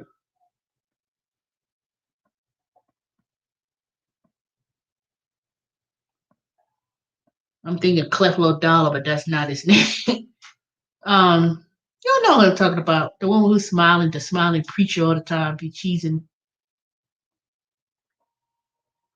Joel Osteen. That's it. And then I saw Joel Osteen's church, and pretty much that was it. I mean, we went out to eat, and I sure would love to go to Whataburger. I was like, man, this is good. That Whataburger. It's a shame. I want to go to Texas just to get a Whataburger. But it was pretty nice though. I mean, I wouldn't say I want to live there because after living in a city like Atlanta, even though I lived in the suburbs now, I don't want to move to a city like that. I want to move someplace more more slower. Not even the suburbs, because Atlanta suburbs ain't nothing but a bunch of black folks, and it's just ain't the same. Like I said, the difference between me moving or relocating somewhere, it will have to be either one, somewhere like a smaller city like Charleston. I would live in Charleston, but where my mother lives in Goose Creek and or Pleasantville. Even though I know where's what's his name, man? He ain't on here tonight. He's from live up there in South Carolina. See, a lot of people who live in South Carolina say, I want to move to Atlanta. But after living here for 30 something years, trust me, it's time to slow down. I'm at a point now. I know people say, hey, you're only 52, but you know, God willing, 7 more years. See, that's what I'm saying. Somerville used to be real kind of, it's more like a suburb now because they got a lot of, build up a lot of stores, build up. It's still inexpensive to live. It's still inexpensive to live. You can find a very decent. You'll find a better job, paying job, and live in South Carolina and live comfortable than to live in Atlanta and get paid low and be struggling to pay even just a basic mortgage and rent or whatever. Unless you bought a house at the last economic downturn where I'm paying 900 something on my mortgage at this time around, with the houses being 300,000 or higher, it's gonna be a bust, and you're gonna be upside down, and it ain't gonna be a good look. Yeah, but see, that's different though. When I lived in South Carolina growing up, it wasn't always busy like that. Charleston and going to North Charleston and Goose Creek. They didn't have those major highways and super highways they call it. When I used to live, when my grandparents they lived across South Carolina, and we used to go to Moncks Corner to go to Charleston. They didn't have no highways like that. Those highways came in existence in the last 15 years. And I never remember going on no highway to go back to, to go to no Moncks Corner and cross. I was like, what? Who's heard of that? See, a lot of people move from all over, moving to South Carolina to Charleston and stuff. That came when people started relocating. That's when that's changed. It never been like that. It was never been like that. See, that's because those are very good jobs. If I was to apply for a job right now, yeah, it did take forever, but see, I remember when they first started, it was like super highways. That was like early 2000s when they mentioned that, and they was like, oh, they're going, and I knew that was going to happen. My aunts talked about it. People, they talked about that, how it's going to change, and it changed. When I drive from here back to South Carolina, all those construction highways and stuff, I was like, what the hell? They built brand new interchanges that never was there. It used to be nothing but trees and woods. Now they got like a little overpass cut in a whole new road, and I've seen all these houses being built up. And I'm not just talking about in Charleston and Columbia. I'm saying, West Columbia, Lexington County. Well, Atlanta's segregated. It ain't no different. Atlanta is just as segregated too. So it's no different. But I could tell you one thing, where my grandparents lived, great grandparents lived, and relatives who lived across in that small town, it ain't gonna look like that. I had a dream a couple years ago that I was 90 some years old. I was in South Carolina sitting on the porch, and I was looking across, and it was like a suburb, and it was all these other kids. They weren't young kids, they were older adults. So they were my niece, second cousins that were babies now, and they were 20 something years old. And I remember, oh, I'm the oldest grandchild, and I was telling them about their great grandparents who owned that land. It was Nelson Hill. That's what we call it. It was like Nelson Hill because my great grandparents lived down the road.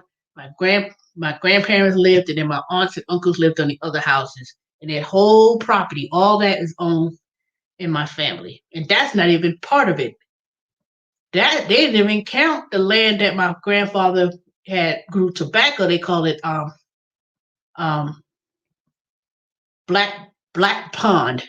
And that was like, so we have a lot of land. And then my great grandparents on my grandmother's side, they had land. So my family, we have been landowners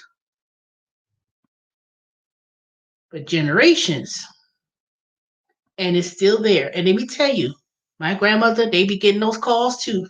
Well, white folks be want to call. Now you can say white because I can't say always only white people be gonna call it. No, people be calling. You want to buy your land? Do you want to sell your house? You want to buy the land? You want to buy the house? You want to buy? Nope. Mm-mm. Nope.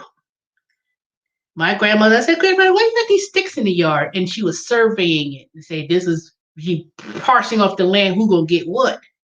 So let me tell you, that's how I became so astute when it comes to real estate. Not saying I know how to flip houses and stuff, but I knew the value of home ownership. And Black people, we have the value of home ownership.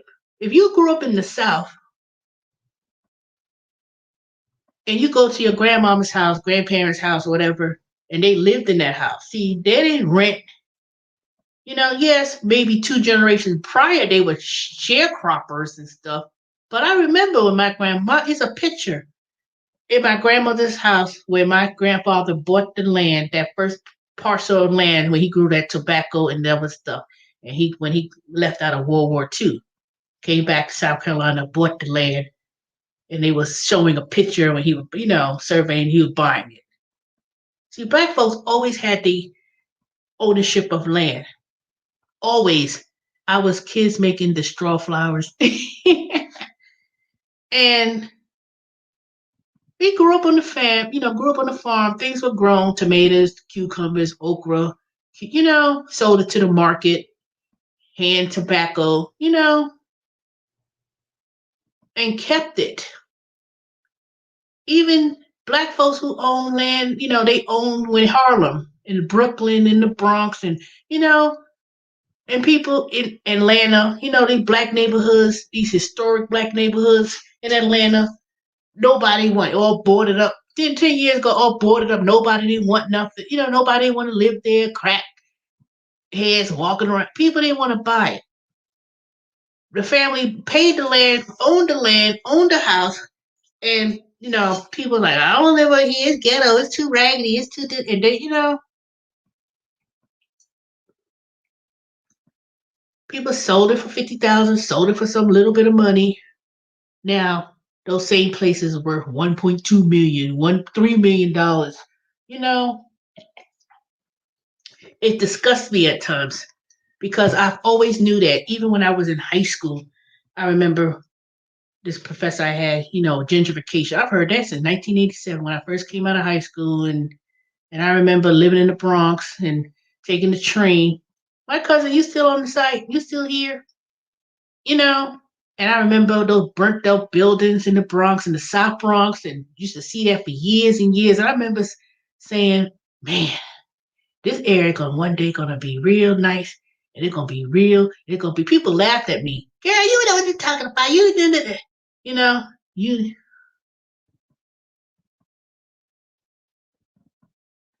I ain't never heard that. My cousin, she went to Columbia University. She spoke Russian fluently. She lived in Russia um for a while. But a lot of but you ain't gotta see, they want you to give up your land, they want you to give up your houses, they want you to give up things because that's how people be rich. Most people in this economy is gonna be millionaires and gonna make a lot of money. The money, and I know this goes back to why I bought silver coins today. So let me round up, bring it all in. If you could buy any sort of assets, whether it be silver, gold is too out of reach. But see, tomorrow I'm going to talk to this other company and try to invest in some gold IRAs and take some of that money out of my thrift account before it lose their value and plummet it. But see, this person want to ask me 50 billion questions, and I'm asking you questions, and he's like, well, I gotta go. People, see, that's why I hate white folks, because they dismiss you in a minute. They figure if you ain't giving them up your money of $30,000 closing the sale. No, I want to ask you some questions before I just, and since he decided he want to do all that, I'm going to actually speak to another representative and set up my gold IRA account, because it's not to grow the money, it's to protect my money in value before the stock market plummets. Oh, they left during World War II. That's an interesting YouTube. I'm gonna have to look that up. You have to send me the link, Colas. Forward me the link where you see that at, so I can watch it. That's interesting. But I wonder if you still get, because I know they say a lot of black folks moved to China too, China and Japan and um, even Scotland, not Scotland, yeah, Scotland, Holland, all those other countries too. I heard that too. I would love to live in Sweden. I would love to live in Sweden. I heard that. Ooh, the quality of life in Sweden is so peaceful, nice, and they said it was the most happiest people in the world in Sweden. But the only thing about Sweden is they're so homogeneous that when I say that, it's like all white people. They don't really have too many people from other countries living there. I mean, there's some, but not. But the healthcare. They get like free healthcare and um it was something I was watching. It was a lot. Sweden and what's the other country next to Netherlands? Yeah, the Netherlands. Yeah, they said that they do very well in those countries. There was a one person YouTube video I was watching, Maya or whatever. Yeah, a lot of people relocating to Sweden, but I just don't want people to, just move to certain countries and just change the whole dynamics. Because sometimes immigration could hurt some countries if too many people live there. You attach the link. I don't see it. Where you put it at? You attach the link where? I don't see it. Unless you send it to me in my email.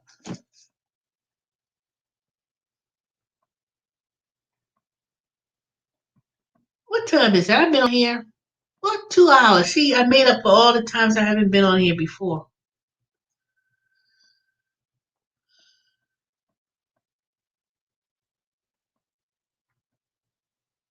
I'll probably find it. It probably be too hard. I just put the keywords in.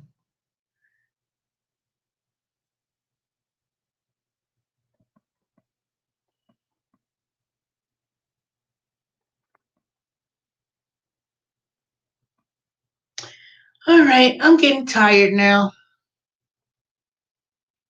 Let me talk to y'all tomorrow. I know I'm supposed to work tomorrow with Intuit from 10 o'clock a.m. I think I start at 10. I thought I put till 10. If not, I know I start sometime in the afternoon. Something like that. Well, anyway, so once I get my silver coins, I'm going to show y'all, and then I'm going to delete this video. Well,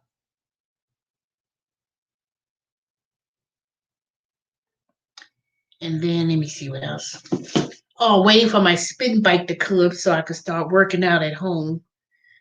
I bought my spin bike. They told me it's supposed to come on the 13th. So everybody's already in Georgia. It's being assembled. So they're supposed to call me to set the arrangements up.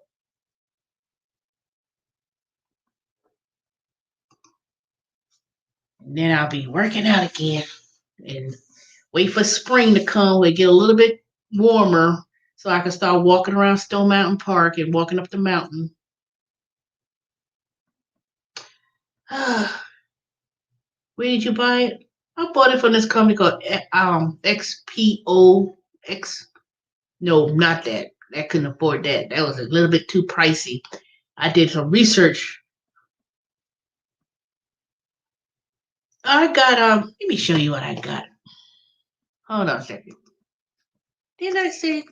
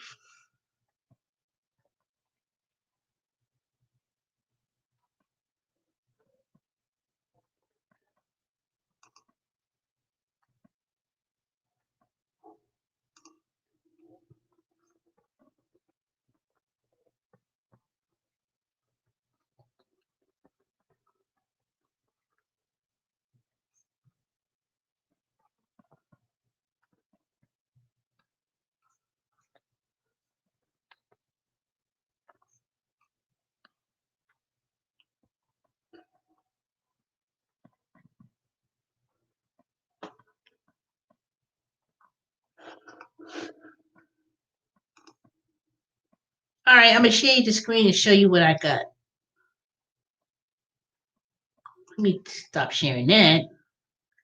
Sharing me something different.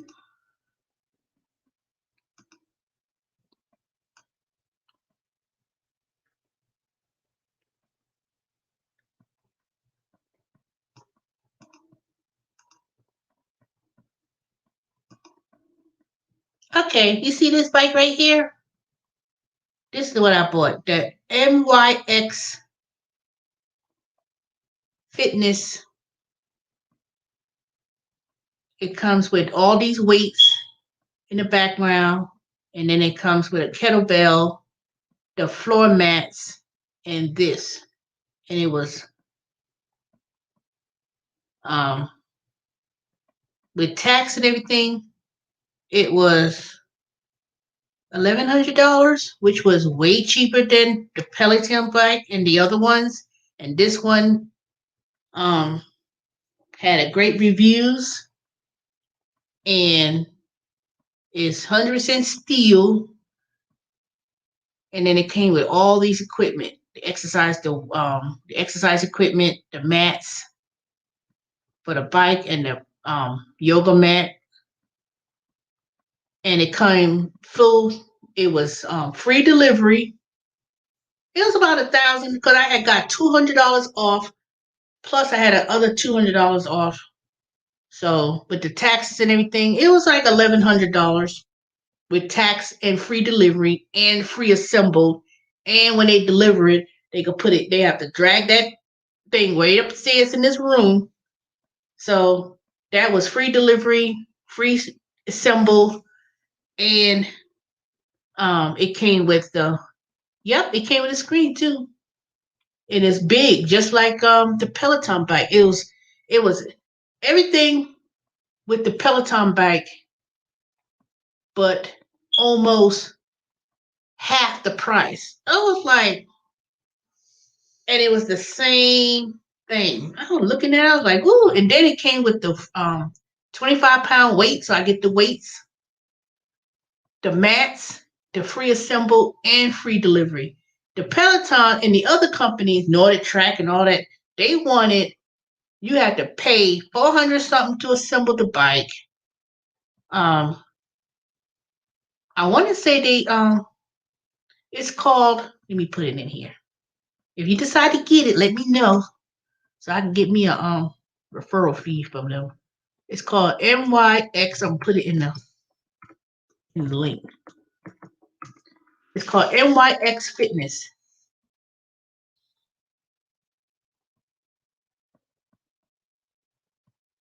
And then of course, you pay like the monthly fitness fees, which comes with the unlimited exercise.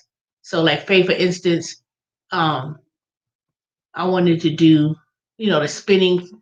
They do the spinning classes. They also have the workout where you get in this screen turns all the way around. So it's not just a spinning bike.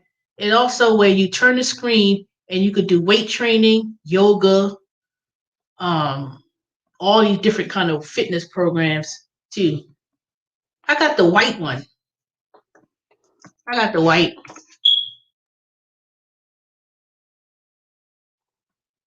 And then it came with a heart rate monitor. So I put the heart rate monitor on, and then it'll track your heart rate, fat burning, everything. So when I get it, I'm gonna be right in front of the TV, right in front of y'all, spinning on the bike and doing my exercise. So that way I could chit chat with y'all, even though I may not be able to see the screen too close. And then, I could get my little workout done and still talk and get it. So I'm looking forward to it, but shoot, I'll get a little bit upset because they made it seem like it will get it in 2 weeks. Then it's like 5 weeks because so many people buying fitness equipment at home. A lot of people was buying spikes, exercise equipment. I was looking at that mirror one, the one you put the mirror, but I said no. I said nope. But I said I like this one. It took me a few months to research because I was researching of getting one, but I said, oh, I want to give me a Peloton. It comes with some spinning shoes and this, that, and all these other things. And I was like, they almost wanted $2,000 for all that. I was like, mm-mm. So this was a good price because I researched it. They compared it to the and then if you don't want the mats and the weights, it's really cheap, lower than that. But um, by the time they took off, like I said, they took off the $200, and then it was and then I had used one of those apps to save additional pricing. Then so actually I saved 400. See right here you would see 14.99, but that's not the price. It's if you use the extension like Honey or the Capital One Savings, they took off the other 200 too. Says I use my Capital One card and put it on the credit card. But you know me, I'm gonna pay that thing off real quick, so I still get those points from using it. But I can't wait to get it though, because all the other ones, NordicTrack and all that, was like they want you to pay for them to assemble, and then some of them said that you could assemble it your own. I was like, ain't nobody got all the time to be trying to figure out. I know yeah, I looked at that one too. You spelled the name wrong, but yeah, I was looking at that. The Echelon, yeah, they're pretty good too. The only reason why I didn't get the Echelon, oh, I know why. Cause that jackass fool. See, you know how you call, you put your number in, someone's supposed to call you back. So this dude, he calling me, and I'm asking him questions, and I don't know what is wrong with the male version of Becky. I don't know. I have to think of a name for them. You know how Becky get an attitude and be screaming and crying, he made me. What do you call the white man version of Becky? Because they act like a damn fool on the phone. They act like they feel they can just come out of their face and just talk to you all kind of crazy. Cause I guess they figure you on the phone. So maybe it must be Ken, because Ken acting a little bit special too. Shoot. So I didn't bother with them. I came to ask some questions and, you know, well, what are you looking? Well, what are you want? And when So after I had to curse his ass out and hung up, I said, nope. Because I said, the first thing going to happen is something going to be going wrong. And then I got to call and deal with the attitude. I said, nope. And then the other reason why I didn't bother with Echelon was because you have to look at the weight limit. So I said, well, what's the weight limit on this? It was like 250 pounds or something like that. And I said, no.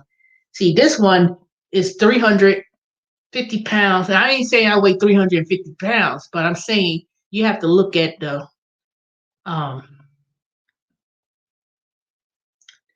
weight of it. And then the screen was smaller. I said, no, that don't look right to me. The screen was much smaller, and you had to put that thing together yourself. And I was like, ain't nobody. I said, I'm already gonna spend way more money, and then I gotta put it together myself. I said, they ain't got nobody to come in and assemble. They said they don't assemble. You gotta watch. I ain't got time to be figuring out how way to put the wheel and how to put all the pedal and all. Nope. That's why I didn't get it. That's why I didn't get it. I said, nope.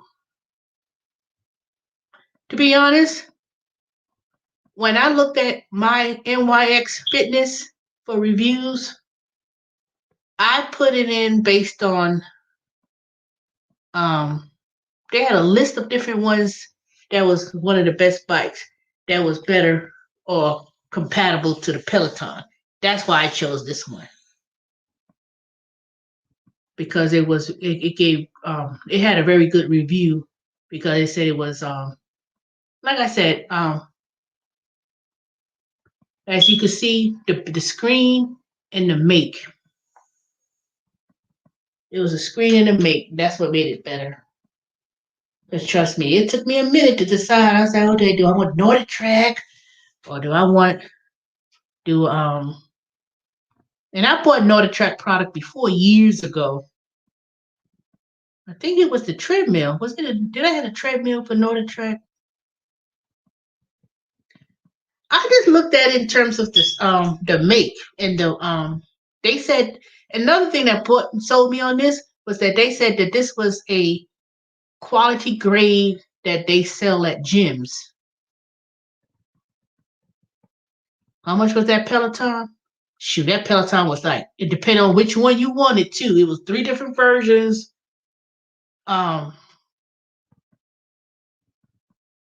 Peloton, the cheapest one was almost $2,000, and that wasn't even. It was almost $2,000 for that damn Peloton, and that was the lower end version, like the smaller. It was something about that made it different. The screen was way much smaller.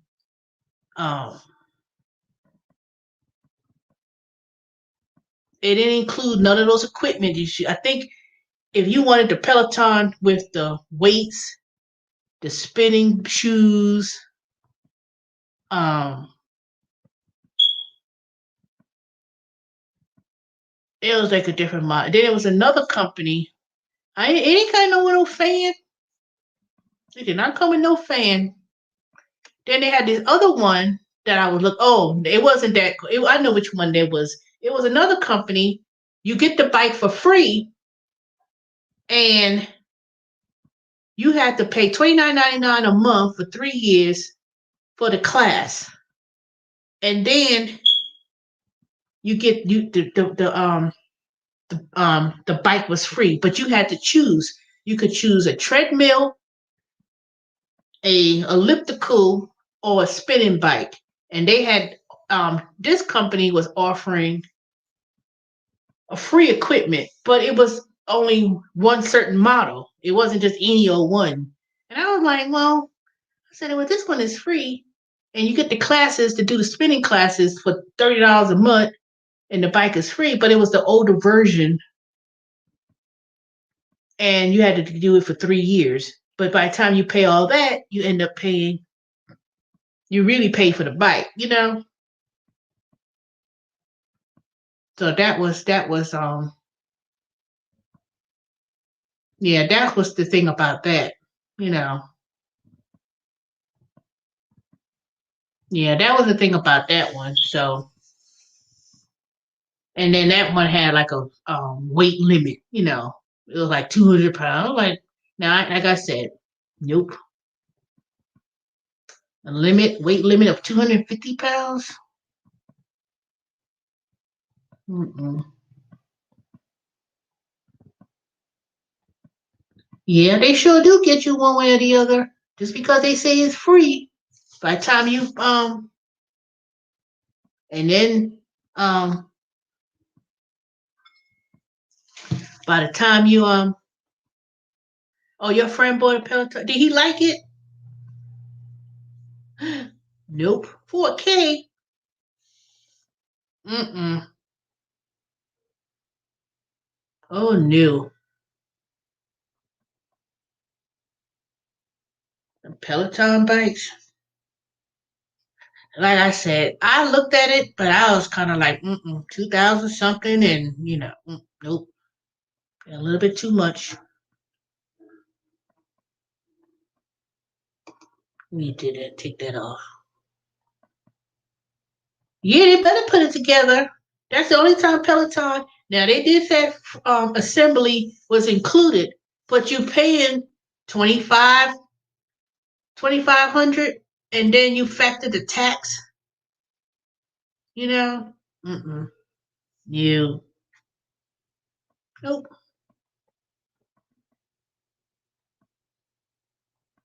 But I mean, if somebody likes it, then that's fine and dandy. But I think the only reason why people are so quick to buy the Peloton because they was really one of the major ones. They was the major one that was advertised all the time. But even one of those, and then when I went on Amazon to try to look for one, they had those $500, $600 bikes, but it was cheap.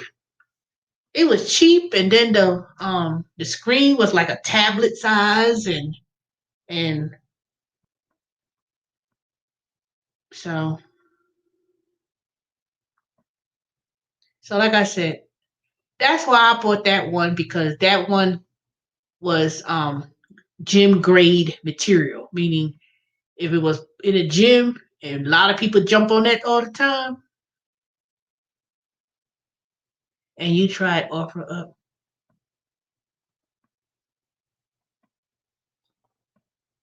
Really? Mm-mm. Who was trying to resell it? They were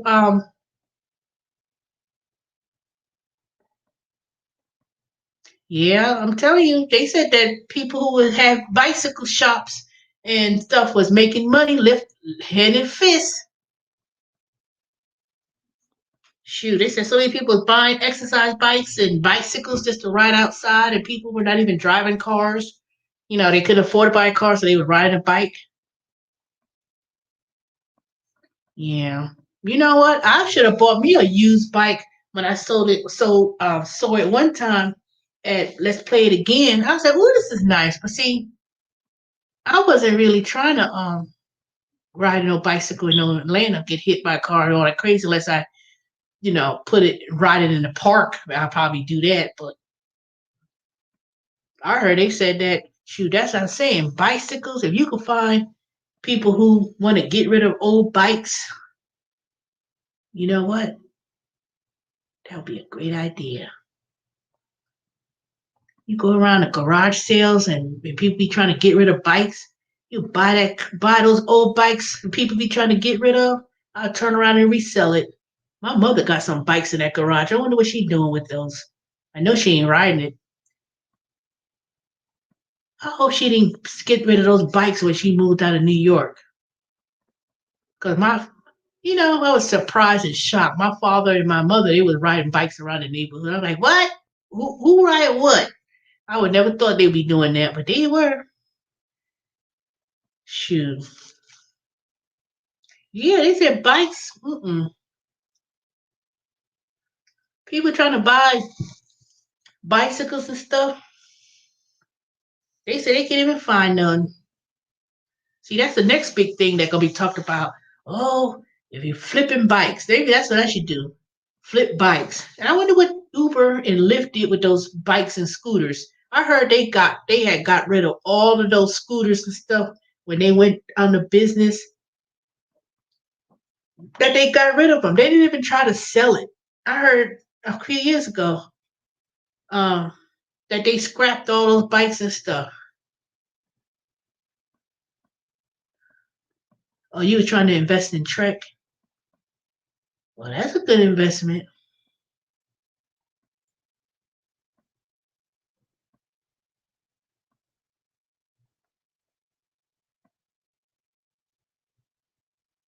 There's a company that I was about to tell y'all that I diverted away from that conversation. Invest Seed Invest. There were some companies now, startups that's looking for people uh, to purchase, but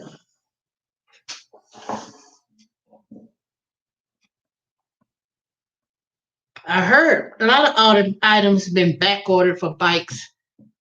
That's why I was like, shoot, if you could drive around and just find some of these old bikes from some of these places, I bet you,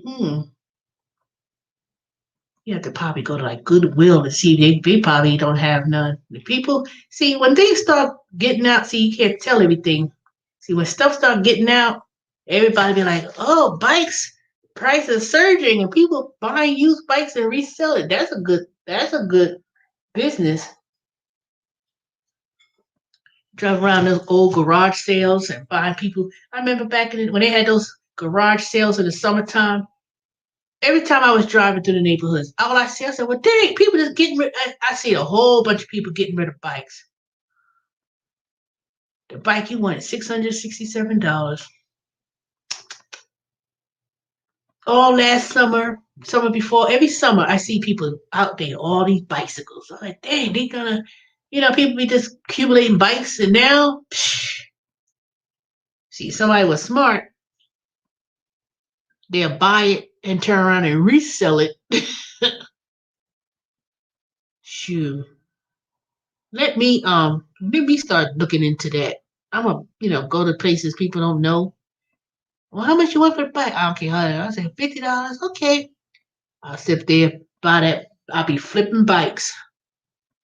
And I ain't got really fix them up. All right, just go on YouTube, Amazon, buy me the bicycle kit. Probably you know, repaint them, turn around and sell it. Those Walmart bikes I have on. Yeah, we ain't talking about those cheap. We ain't talking about those cheap looking bikes.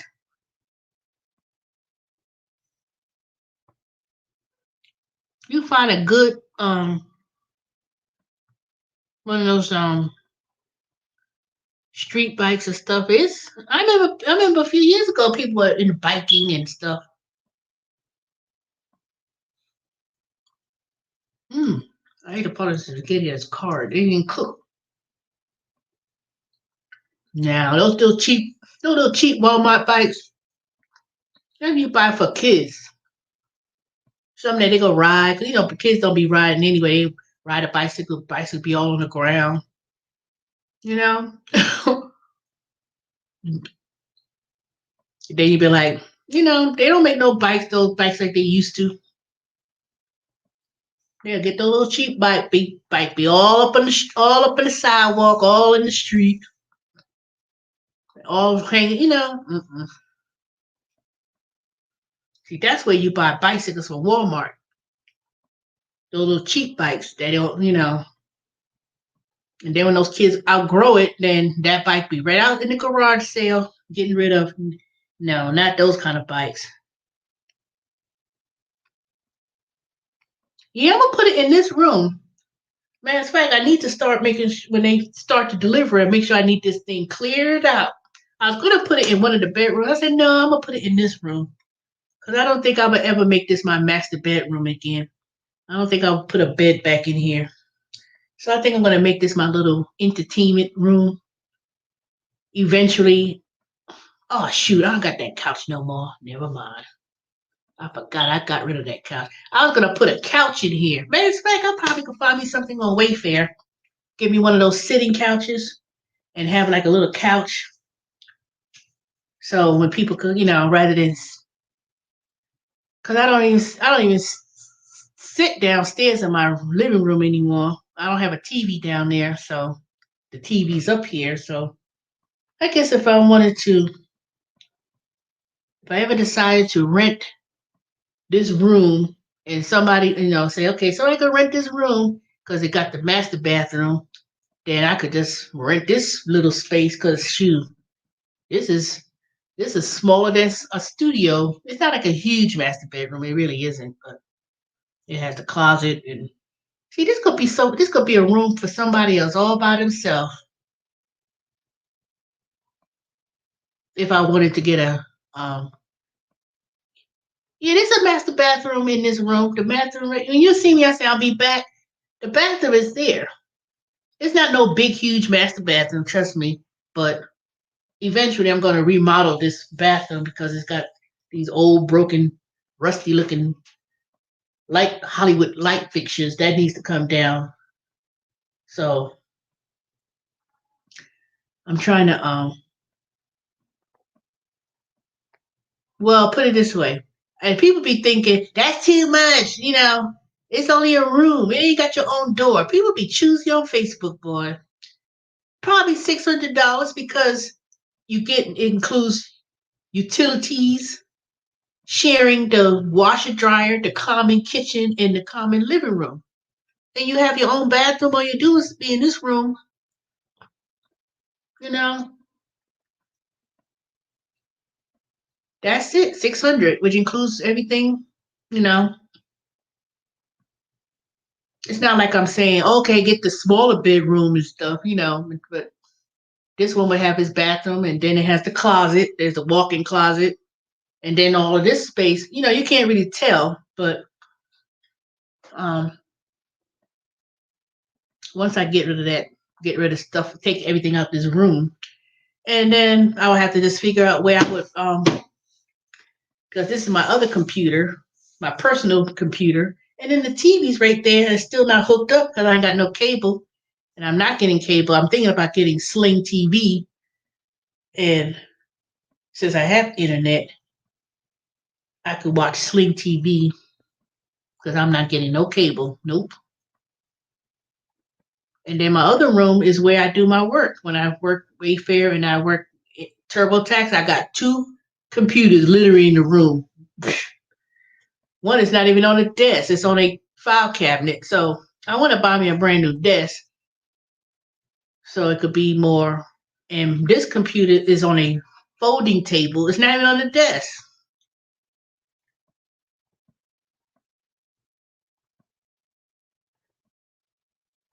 Nope.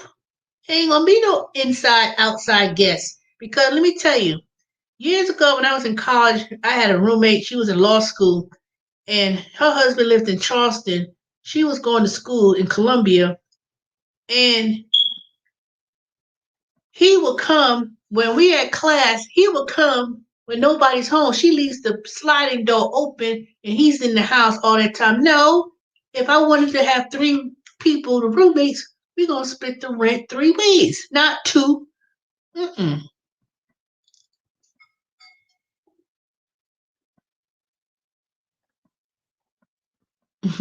If it includes you being my woman, I'll take it. Creative mind, where you been?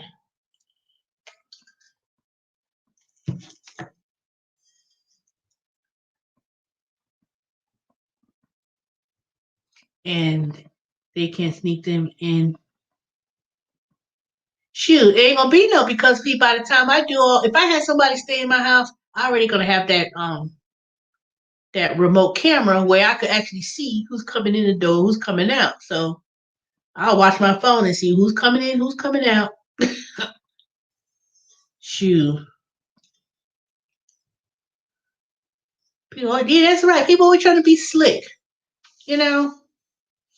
That's why I rather if somebody wants to be here, unless it's somebody I really, really know, and then that's different. But you ain't gonna be ain't gonna be you and three, four, five kids up in here. Cause I know times are hard, and I ain't trying to be harsh and mean, but I don't. If I decide to have a housemate,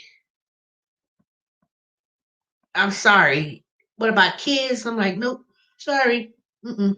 It could be an older person, single person, or somebody who's like, have one of those jobs like a truck driver. They on the road most of the time and they come home. I'll consider something like that. But I would consider, and you can't be just coming to Atlanta talking about, oh, I'm gonna do Uber to pay rent. No, you're gonna have a job before you come, or some sort of money, or something. I'm not doing that. No, I ain't doing that. Cause the first time I put an ad out on Craigslist one time, I literally had 10 people call me, and it was all dudes. It was maybe one woman, maybe, but they was like, "Oh, I gotta move tomorrow." Tomorrow, shit, that ain't enough time you do my background check. You ain't gonna say, "Can I move in tomorrow?" I'm like, mm-mm. you know, no, no. And I'm like, where are you staying at now? They be staying at one of those motels. One of those places on Lawrenceville High. I tell you, I almost got robbed at and stuff. Um, doing that pizza deliveries. Those raggedy looking.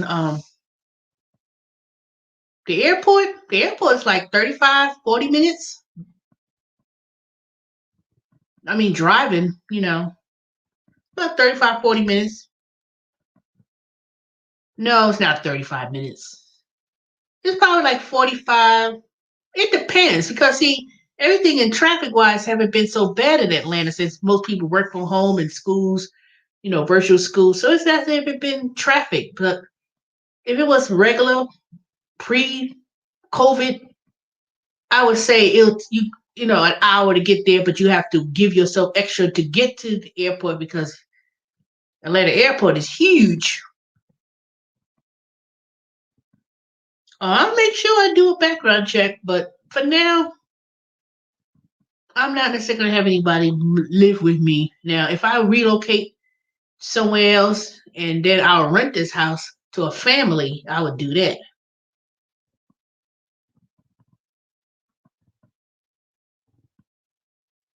That tell you they were ratchet. Exactly.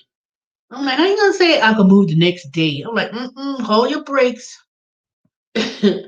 I know people be, I know when I've been on Facebook groups, people looking for housing. You should read some of the comments. I had to unsubscribe from some of those fools on that Facebook group looking for housing. I don't buy a house, but my credit score is 450.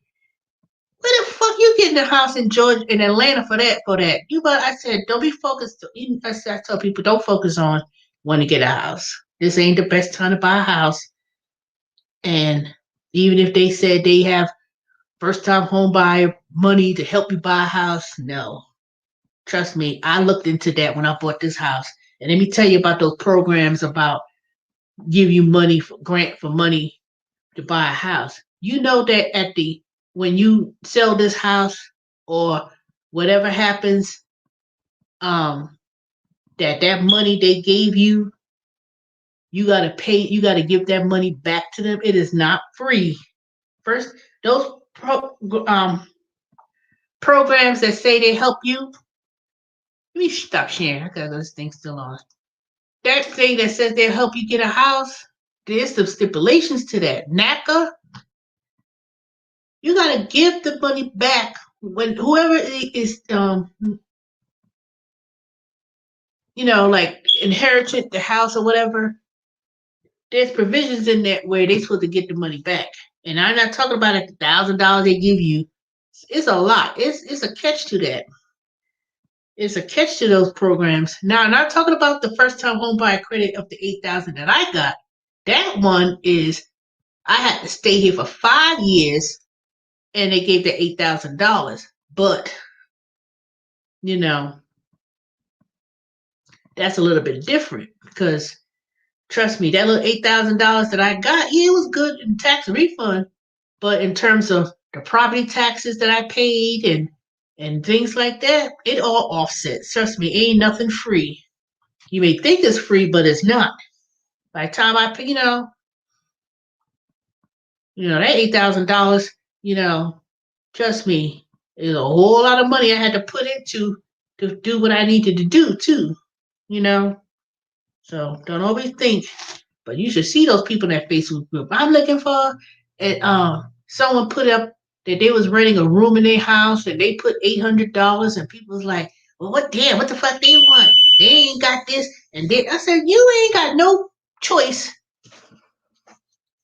and you ain't got no choice and you sit here going to second chance apartments where you got to pay $1,200, $1,600 non-refundable to even allow you to rent an apartment. And then some of these places I've gone to that I knew was second chance, or someone told me about. I said, "What second chance?" And I had to deliver Uber. Man, it was the most raggediest apartments of all. I was like, "Oh God, this is the last chance apartments, not no second chance. This is the last. I can't find no apartment. Nobody's gonna rent me anything." And I'm like, You should have seen some of the places I used to go to. I would walk up the stairs. They ain't got no door. I said, "Where the hell is this fucking door? No door all detached." I walk up the stairs, handle rail all loose, board in all rotted, looked like I was about to fall through the stairs. I go and knock on the. I was so scared to knock on the door. I had to kick the door with my foot. Boom, boom, Uber Eats, because I wouldn't even knock on the door. That's how nasty and raggedy it was. And then people opened the door. Ooh, Lord child. I was like, this is who? This was crazy slumlord. And they people be buying these seats. That's what those people be wanting to buy those multi apartments and stuff like that. They don't put no fixing up in it. I knew some lady that worked for Section 8. She said they got transfers to move from New York City to Florida. They would say they are looking for a 6-bedroom house with a pool and get black people. See, people be wanting too much. You want to be glad you got Section 8. They be wanting a pool, live in Hollywood. You better, man, please. Man, bye.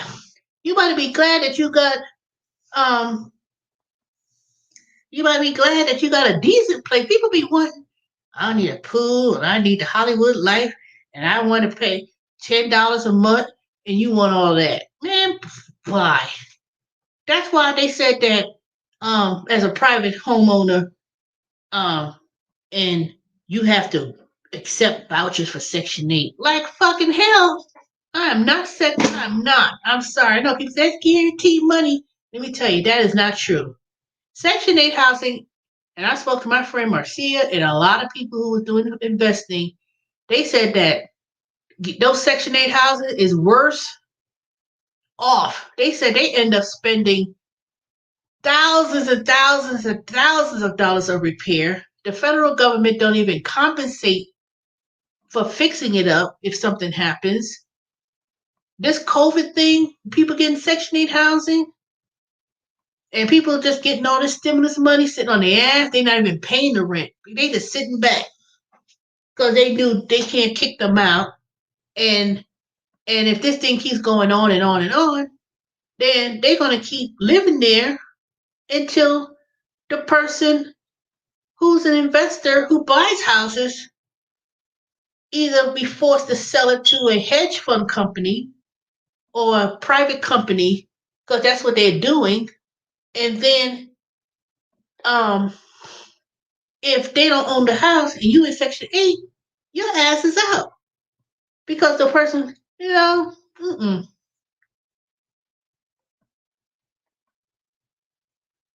yeah, steal the furniture, steal all the appliances. That makes me wonder if they did it to this house. All the blinds were gone. No, one single blind. No stove, no refrigerator. The only thing they left was that raggedy dishwasher that I still got because at that point I was like, I have to, I'll wait on this, but shoot, man, You say you do Section 8, it guaranteed money. No, it's not. Section 8, the housing prices is determined by Section 8, and they could say, oh, well, we could rent this for $900. No, we could rent this for 1100 when I know I could probably get 15, 16, and then get someone that's going to take care of it. I'm not saying all people on Section 8 don't take care of the property, but that's why my mother moved out the Bronx because she was tired of it. Those people in the projects across the street, we lived across the street from the projects, and she she was saying people who lived on Section 8, they didn't care. They didn't care. They put up garbage all up in the street. Every day she had to call somebody to clean it. They don't care. One time somebody was shooting up in the projects. It came to my mother's basement with the when they were shooting up.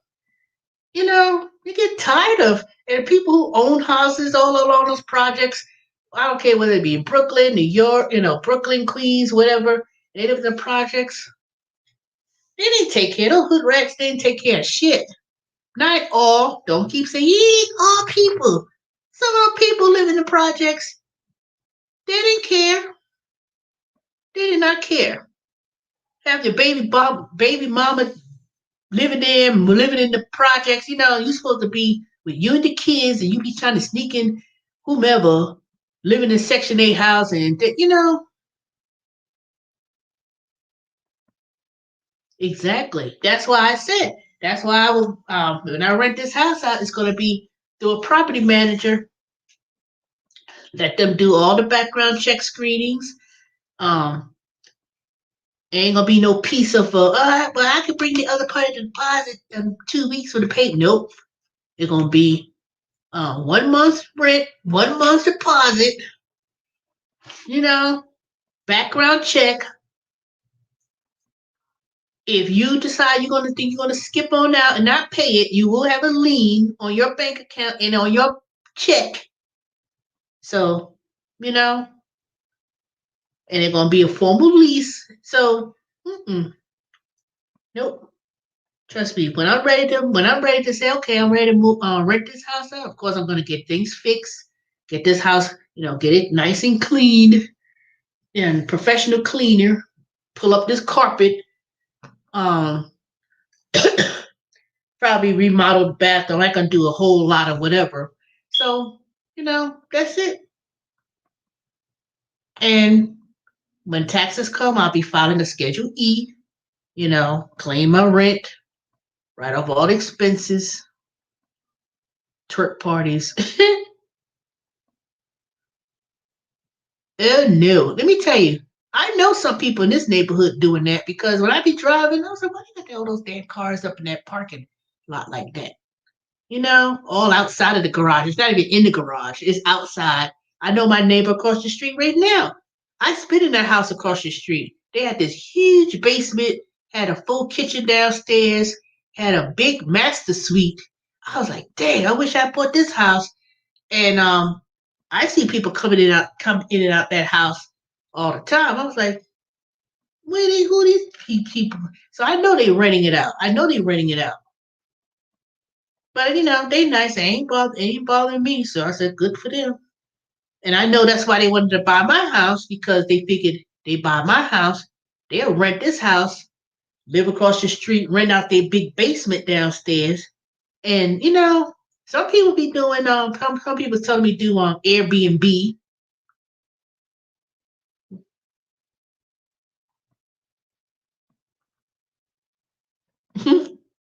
Well, the homeowners association covenant is you're not supposed to be renting out your house like a not Airbnb. Some covenants do have restrictions about Airbnb. So you're not supposed to really be doing a boarding house. That's what I'm thinking of. You're not supposed to be like a boarding house. So some people are trying to do that now because Amazon up the street. Some people say, do anybody know what the hours are with Amazon and how many hours they work? Because I'm thinking about renting out one of my rooms in the house. Yeah, put it all up on the damn neighborhood. It's like a Facebook for neighborhoods. I said, you can put that way all up in the public for somebody to know. I said, first of all, ain't nobody gonna rent no rooms in these houses. Well, number one, because there's no bus over here. There's no transit. They're supposed to be public. I thought they were supposed to pass. Because, see, on the other line, which is 2/10 of a mile, is Gwinnett County. So the nearest bus over here is 5 miles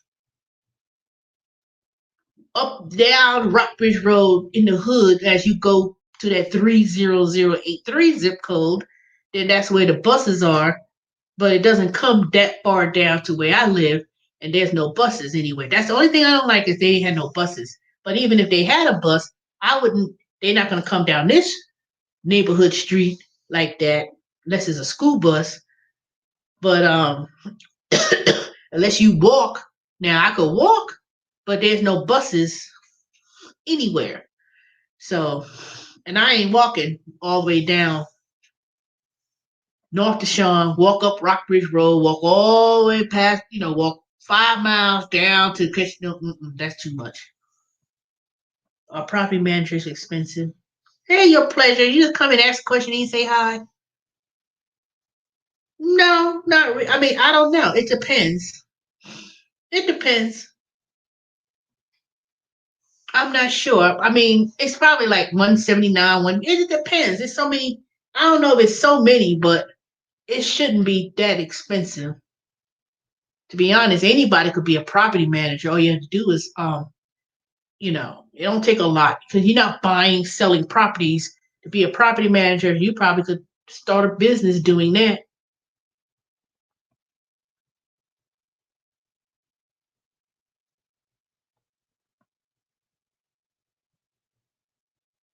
But I don't live close to a public. If I live close to where? I don't live close to a public transportation. I don't live anywhere near public transportation.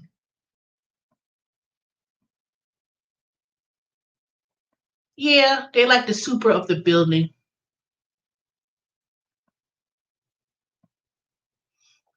I think one of the houses that my neighbor sold, and she bought another house. Um, I think when I asked them, I said, "Oh, who bought this house?" They said it was a company, and they was fixing it. And I was going to ask them, the guy who was fixing up the houses, if he could come and do some work on mine. But people always, I'm not near Marta. The nearest Marta is, I want to say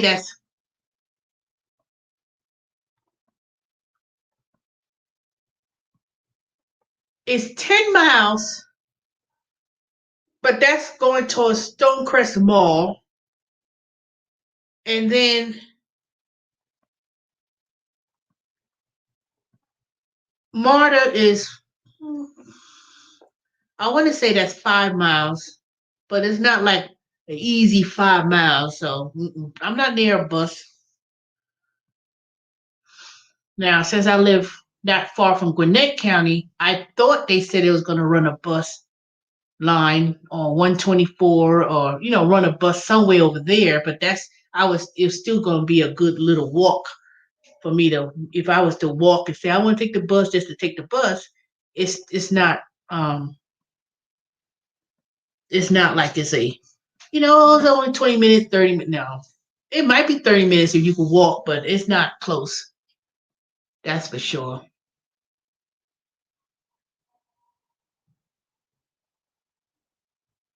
Mhm. But that's what they would have to do. If you ain't got no car, you might have to take Uber to get to where you need to go. So let me take the Uber to the bus stop. What's the nearest bus? That's Jonesboro. I don't know nothing about the south side of town other than there's too many black folks, and some places are good, too raggedy. Depending on where you go. Jonesboro. I don't know. It's like typical, like any suburbs where most you'll see a lot of black folks live in Jonesboro. Things far apart. Same old Family Dollar. You know, 10 billion thousand chicken wing places.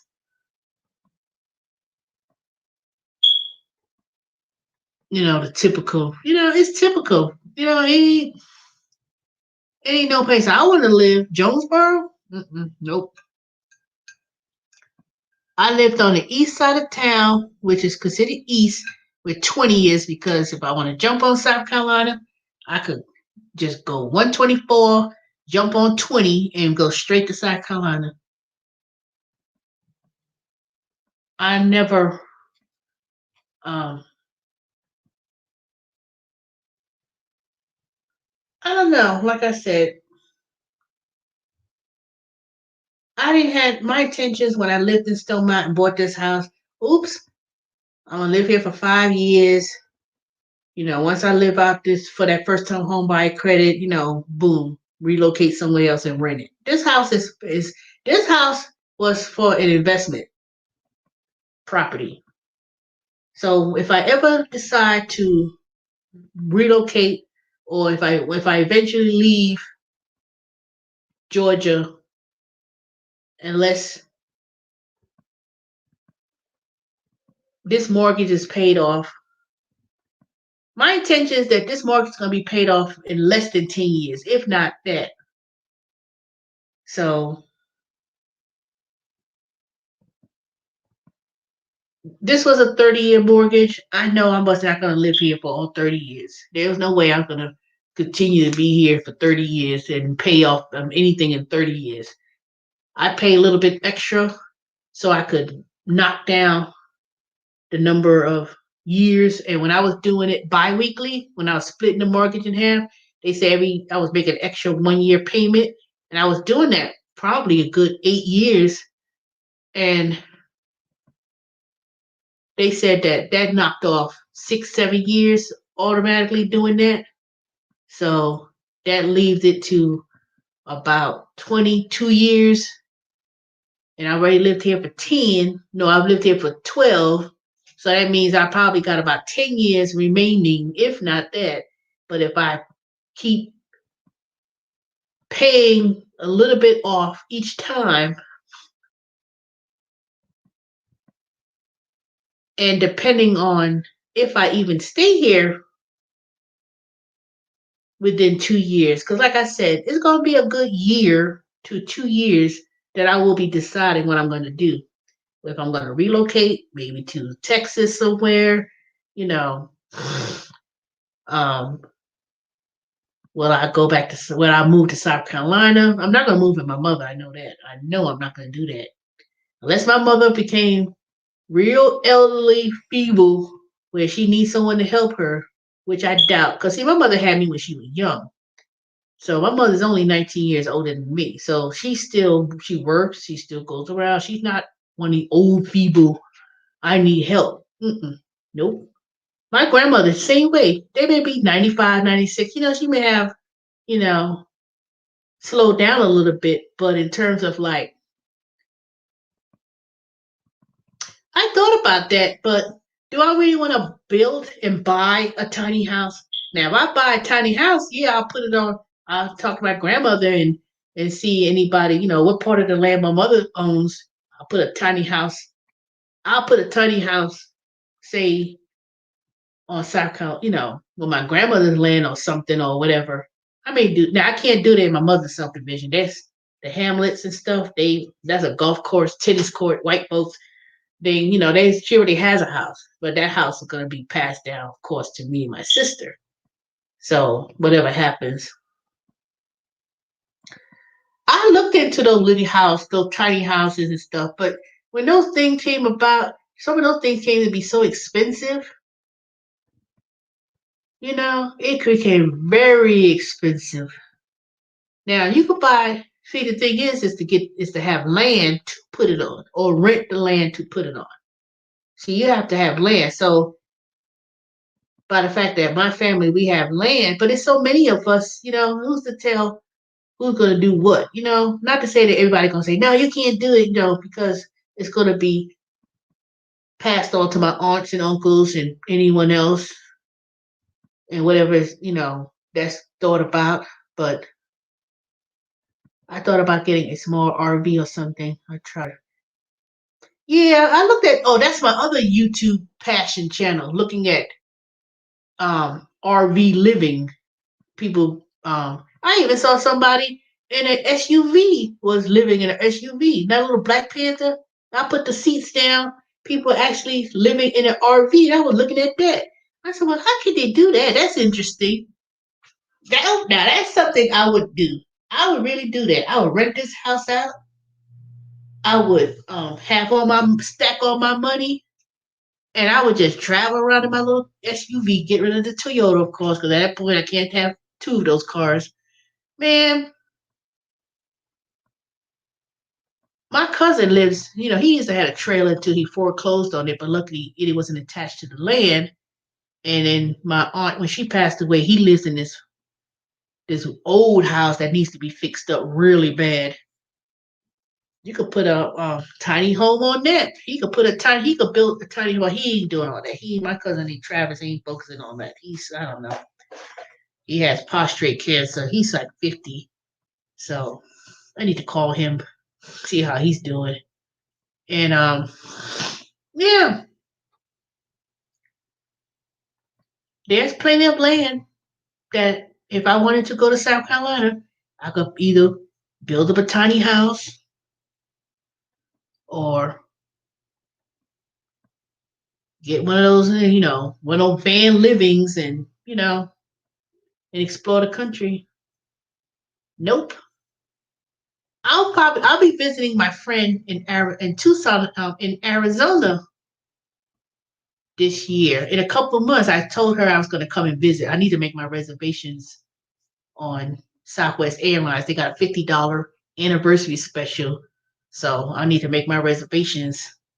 I'm gonna do it tomorrow. So I'm gonna call her and talk to her. Say, well, yeah, what day I'm gonna come. And but I wouldn't live in the West now. One time I thought about Arizona because I have a cousin. He moved out there. Him and his wife. They moved out to Arizona. I didn't even know they left South Carolina. They say, yeah, it's been about a year now. I thought he moved when I saw the Facebook, but I didn't know that he moved out there. And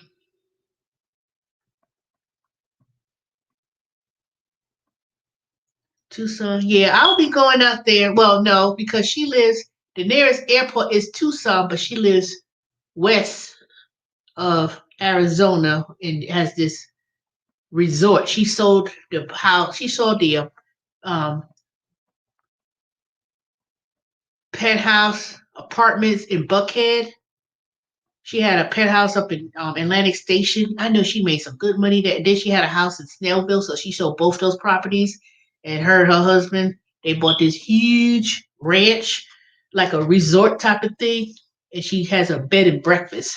And it's like 20, it's like 15, 20 rooms or something like that. So she made a good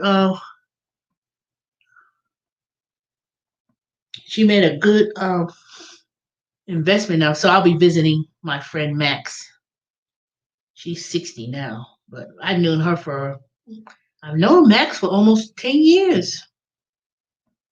We met at LA Fitness. It was like me and a group of us. We was exercising, working out. She was really good. I said, Max, you already thin. She was really good. So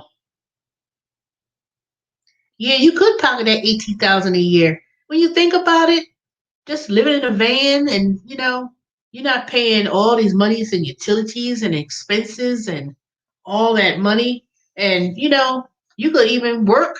A lot of those people work if you SUV living. There's people who do SUV living retire. They just get them. They make they get the Social Security or they retirement plan or whatever. And some people just buy a very nice SUV or RV that looks like a house. See, that's what I was first looking at, those tiny houses, right? And then I said, "Oh, that's nice. I want to get one of those." Then I started seeing that people were actually doing RV living, where you could just go to different campgrounds and different things. And hey, C Henner 12, all y'all coming on here tonight, and I'm still on here at 3 hours. And there were people, they were living in RVs, and I was watching those YouTube videos. Every day I'd be watching, and there's a few people I'd be watching all the time. I said, "Ooh, what they doing? Where's Tiffany? Where is Tiffany?" This is one black girl, her name is Tiffany, and then this one white guy with a dog. It was about four of them that I watched. And they living in RVs. Some of them was brand new, some of them was very old. Yeah. But they expressed that there's some places you just can't park. Some people say they would park at the Walmart. Everybody start catching on, and then after that, Walmart won't let you park overnight anymore because people, when one bad seed do something wrong, that's it. So yeah, but some people they had their vans and how they had it set up, and they converted. They get an old van and they just converted it all. And some people have it where you could cook in the van and um, refrigerator. I saw that. Oh, Erica, you watch that channel too? Yeah, I need to watch her. She got a video today that I will watch. She was making a salad or something.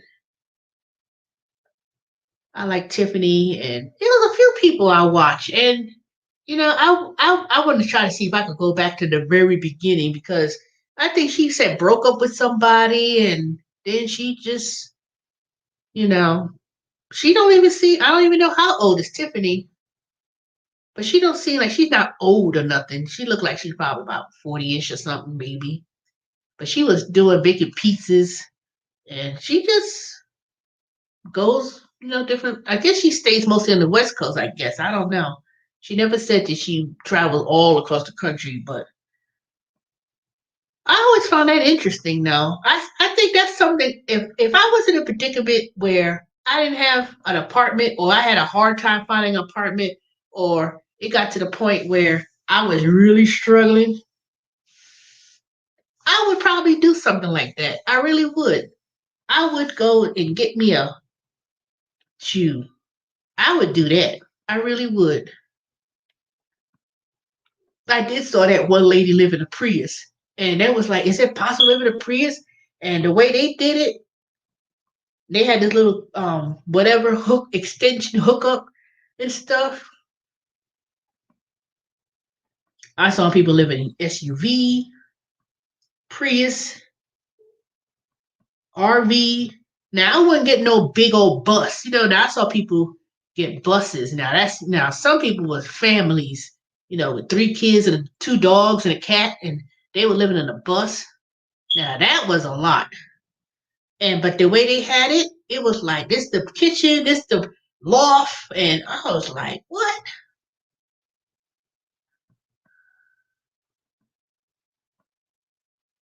I think she was fed up with her family and the Okay, she never really did tell the story. I knew when I did start it, when I found her channel, I know she said something about she broke up with somebody, and she was in a relationship with someone, and they broke up, and then um,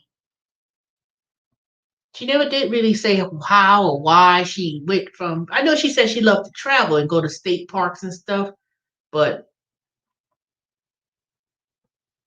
how she started out, hmm, I want to say she's been doing that for 3 years or something. Yeah, those older fans are bigger. Those older vans, because I see them all the time. And I was like, those old looking 1970s looking vans with and the ones where it did have all those things in the back or something. I've seen those. Because van life and stuff really is not something new. They said people were doing camping and all that stuff. I remember my family used to go to Bear Mountain, Rockland Lake. I mean, we didn't do it like that, but we drive up to, every Memorial Day, and people had to grill and stuff like that. So pack up my herbal medicine and clothes and roll out. That's true. There was people They would sell. There's people who had houses and stuff. They would sell everything in the house, sell the house, whatever money, whatever money they made. They just went out, lived the life. You know, that's why I can't understand people who talk about I ain't got no money, I'm broke, I ain't got nothing, I can't. Da, da, da, da. I want to move to Atlanta. No, shoot. I know at one point people lived in their cars because they lost their jobs or became homeless, and the only thing they had was their car. Thank goodness, and did that. Shoot, look at Jermaine Ellis. Um, I don't know if y'all watch him, but I don't know what he got going on with this dread head with all these colors coming out his head. I don't know if y'all watch his videos. I briefly saw his video today, and I couldn't even watch it no more. I was like, he got a little bit suspect with all that. You know, I don't know if y'all know who I'm talking about. He used to do all the YouTube videos about Uber Eats, traveling all over the place. Um, doing Uber Eats on a scooter and on a skateboard and all that crazy stuff. So now he's back in the United States in San Francisco. He Yeah, he looking crazy. Well, it's like, what the hell's wrong with you? But people in San Francisco, some of those hotels where he was living, I think he was living in one of those hotels downtown in San Francisco. They went abandoned, and there's people living in there. They abandoned it. San Francisco's so bad, I heard that some of those businesses and apartments and stuff, they could even rent them out. That it's like squatters. They living in these nasty looking hotels that nobody's there, and they living in there. And I think he's living in one of them. Cause I was like, where he walking to? Where he going? What's that? And then after that, I think they said that people were actually living in those hotels. Nobody's paying no rent. It's just abandoned or something. But I can't watch him no more. He's I don't know. Maybe he need to eat some meat or protein or something and stop doing. But I'm a vegan. At one point, me and somebody else was talking about maybe he got the AIDS, not the AIDS, but AIDS. I don't know. I can't say that though. That's wrong for me to say. Yeah, he got a lot of subscribers, but you know what?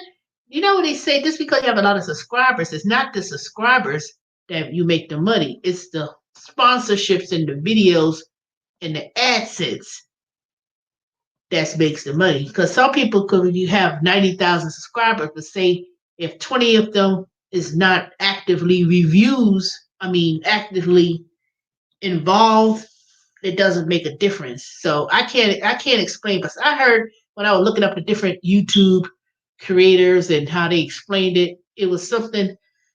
It's not the subscribers so much; it's the sponsors and ship and stuff. He used to have a crush on him. I don't know what's wrong with him. I don't know. He little cuckoo to me. But yeah, he was doing. Oh, he was one of the big original ones who was talking about Uber, Instacart, and all those apps because they all came out of San Francisco, Silicon Valley, and stuff. So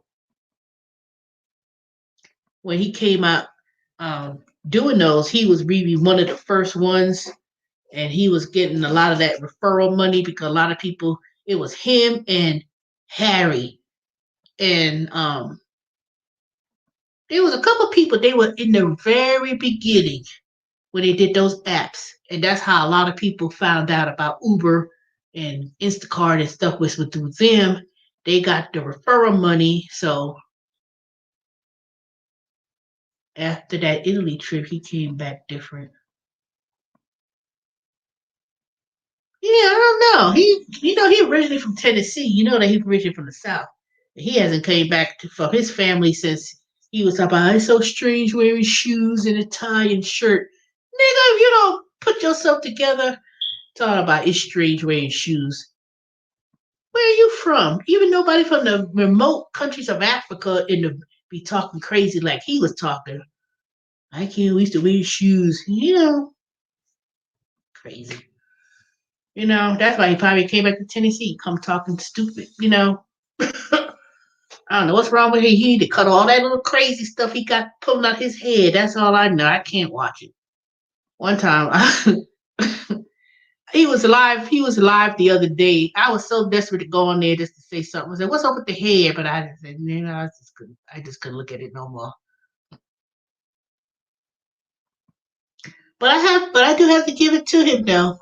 He went to all those countries and all those different places that one would never thought. Everybody always typically goes, I go to Jamaica, and the typical places. But he's gone to places that nobody really thought about visiting. So I do have to give it to him for that. But now when I was ready to do those type of trips, look what happened. Rona came around. Now I can't really go nowhere. I was like, oh shoot. But there's a lot of places to go across the United States. Maybe I take my spin with my Black Panther, take it beyond just going up 78 and 124. I would love to just hop in my SUV, just on the road again and experience these greater United States. So that would be interesting. That I would like to do.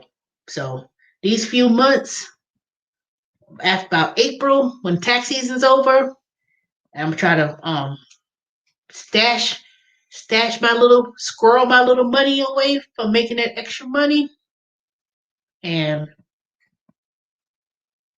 really think about what I'm gonna do for the next. Now I ain't going nowhere out this country anytime soon until this COVID under control. Italy, as much as I love to go, no, I don't know. I don't have no idea. I know one time Kevin, the epipreneur, one time back in the heyday when he was getting a lot of referrals for those apps and stuff. Um,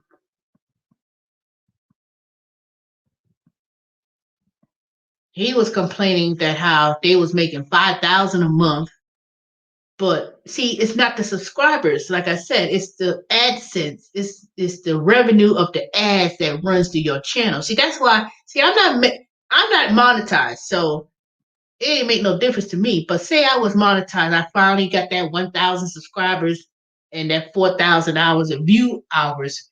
See, I'm not making money doing live. If I had those many subscribers, my money's not gonna be made from the live. It's made from the videos that I make, and then I get the subscribers, and then um, those ads that runs through. That's where it comes into play. So I don't know. It's not like I said. A lot of people are making YouTube money from the Cash App, they flash you know, the other monies that people give, but YouTube takes 40% of that and all that kind of stuff. So he said they were rude there. I believe it. I believe it. They probably were rude. Just like they said fans, just like they said in Paris, some parts of Paris and France could be rude, but just like when I went to St. Martinique on that cruise years ago, they rude. They black as black, but they could be rude too. You know, they don't even see you as black. They say you American, and they just as rude. I was like, nigga bye. You know, if I could say nigga bye, um, au revoir, nigga, you know. Shoot, they just as rude too. Shoot, those French colonies and stuff. I believe it. Italy, it probably depends because he probably looking all crazy. You know, if I went to Italy and stuff and I came in there, they probably, you know, they said this Italian men love black women. They said they love us some black women. So they may be a little bit more like flirty. Um, what's the word? Let me think. I'm so used to other languages. I can't think. What's the Italian? Oops, wrong word. Bicherie? No, that's French. Never mind. I can't think of the Italian word. Dang. What would they say in Italian? Oh, I only know certain French words, but I don't know the Italian. I heard Dubai was nice. I had a chance to go to Dubai when the church was going one time. They had a trip to Dubai, and the other fitness group I used to be part of, they used to go on a yearly trip. I think they went, no, they went to Cuba last. I think they went to Dubai a previous year. Man, I'm Ciao. Chabella. Yeah, that's it. Chabella. Chabella. Chabella. Yeah, I would love to go to Dubai, Egypt, and Tanzania. I would love to go to those places. But I don't know. It's gonna take a good year before anything. And I ain't gonna say it's gonna go back to normal or nothing, but it's gonna be a minute. So right now, you have to enjoy places in the United States. Florida ain't one of them. Nope, not going to Florida. Florida got too much thing with COVID going on.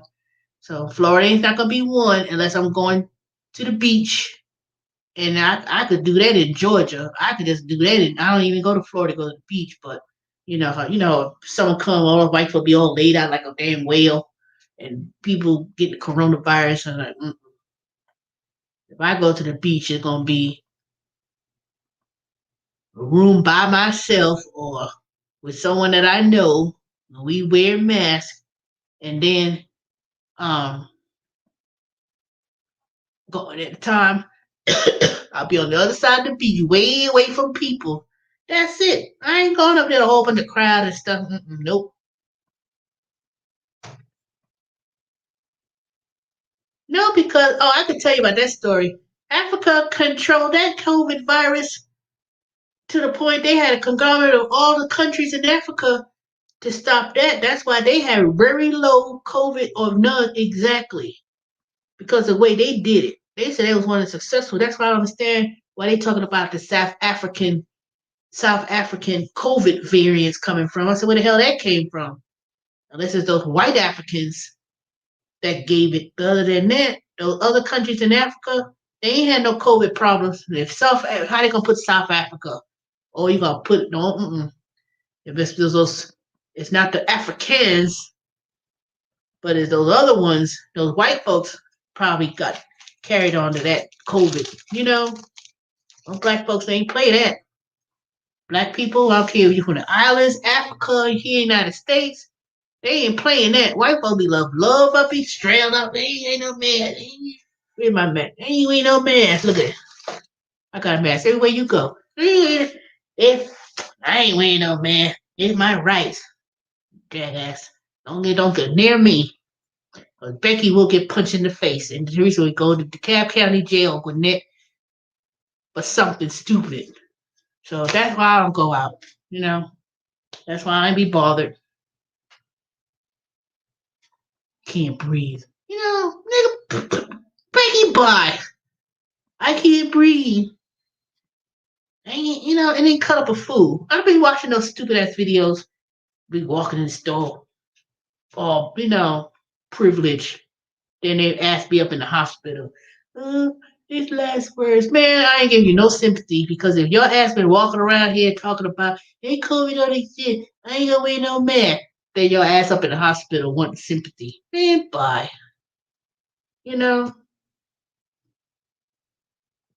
can't breathe through the mask. I never heard so much stupidness in my life. Ain't no medical condition of nothing. Mm-mm. Be the main one. I ain't nope. The only ones I felt sorry for when they was passing away were those who was working in the hospitals, nursing, healthcare facilitators, working around the clock, helping people to not, to be well with the COVID. But some of those people going up there talking about it don't exist, those mass of people. See when April came, when it was like, we gonna open up and protesting, we ain't no man. See, this thing would have been under control. See, it would have been under control with all that foolishness. And Trump, he made it no better. Now you're gonna have to fight to try to even if you take the vaccine, that's not guaranteed that you won't get it either. I need a whole for my mask of cigarettes. Shoot. Man, you come up there and make a mask with some ideas like that. Some fool people buy it too. Here you go. If you want to smoke, y'all see creative mind. You be giving up ideas, and next thing you know, people be making some money. If Bernie Sanders mittens, that ugly mittens he had on, and he was sitting on the bench, they said that people started having tattoos on that and making mittens and making money from that old deal. They said there's one lady, she said she was doing for charity and stuff, but some people started making them and some people selling it, and people making some money on that crap. I said, damn, if I knew I could sew and knew how to crochet and needle point and do all that kind of stuff, crafty stuff like that, I would have made something too and sell it. I'm like, look at y'all.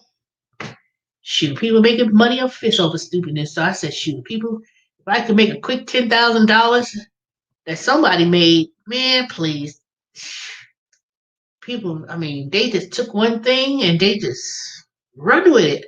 So you'd be surprised. They say business ideas is usually come to resolve a problem. So if those people say, I can't breathe, and shoot, you creative mind, you better keep that stuff to yourself or do something with it. Cause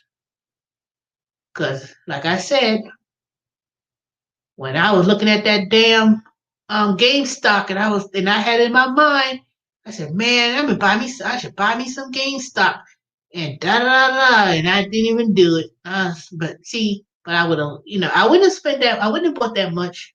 But god dang it, that's why I said, you know what? Let me go. I keep saying I'm gonna go back to my top. I have to talk about this for 3 hours and 30 minutes, and that's surprised y'all still hanging in there, and I need to be going to bed. That's why I bought silver today. Sure did. Go back and play the earlier videos when I talked about it. So I bought $100 and something worth of silver today on at $32. And they said that's. So anyway, I'm going to bed. I'm sleepy. All right, y'all. Thanks for watching, hanging in there. I know it's been a minute since I've been on, so I'm back. I work tomorrow. I'm off from Wayfair. I'll be working tomorrow with Tax Intuit TurboTax, and I gotta look at my schedule. Yeah, it's been a minute, so I gotta look and see what my schedule is tomorrow. But I know I'm work tomorrow for sure. So, but so far it's going good. Even though the first day was kind of disastrous, but it was. I'm your financial analyst. You know what? I'm gonna do more short videos so I can don't go on stream live and start doing tape videos, not long videos, but I need to build up my 1,000 subscriber base so I could finally take this channel seriously. But I like talking to y'all. You say start charging. Well, I'm gonna do something when I think about it. I need to script it out because I get a lot of people say you need to script it first, script it out first, and do this and do that and do this whatever. You know what? I'm trying to debate. I'm gonna ask y'all. Do y'all think I should buy one of these YouTube cameras?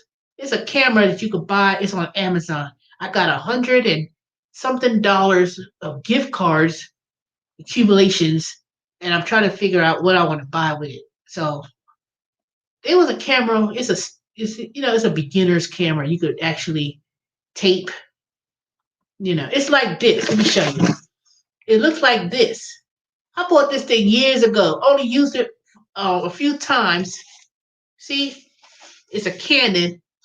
It's not to make. It's to make regular videos. I gotta find a damn cord. The cord probably somewhere in the garage so I could charge it. So it's like a regular camera that you could film. I know I can still use this to make film, but it's HDV Canon. I had this from a few years ago. Nope. Teresa don't edit nothing out. Everything raw. Tape as is. But if I buy, see, I'll be getting stuff like this, don't even use it. I know I can't use this I could do this to do regular videos, but it's not, I'll figure this out. Ain't nothing wrong with this. Just because, yeah, but this is not, I had this for over 10 years. I had this before I moved in this house. I had this thing for 12 years at least when it was H.H. Gregg before they went out of business. And I bought this when it was going out of sale. It was like the last day, and I snatched it up because I didn't want nobody else to buy it. And then I was like, what the hell did I buy this for? And then I used it when I used to play flag football when I was going, and I was filming, and I did little films here and there. But it didn't have the stand. It didn't have the extended battery, so I could probably go on. Matter of fact, you know what? I don't know why I act so silly, but I know I probably got 50 billion. See, this one got like the little SD card that you can put in. And this is the charger. You know what?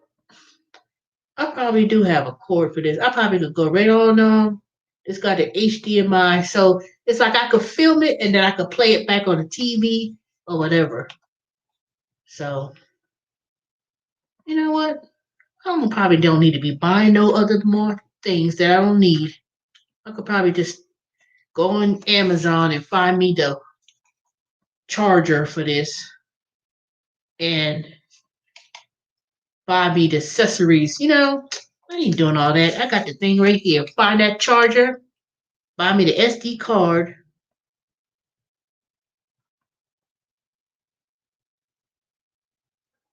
Oh, they are made for motion, not like camera that's really made for still shots. So you saying that this is more like a video? This is a video camera. That's what this is. Not for taking pictures. That's not what this is. But I'm saying if I wanted to film, I could film whatever. But the one I saw on YouTube, it was you can make a film and then download it or whatever. What you say no to? Because you know this is lag time. I could say something and then it probably pertain to what I said 2-3 minutes ago. So you say I could use this still? Oh, okay. So I can make film on this, download it, and show it, right? That's what you're saying? Because I know the one I saw on YouTube with the cameras is probably somewhat a little bit different. I don't know. I just had this for a while, so it's not like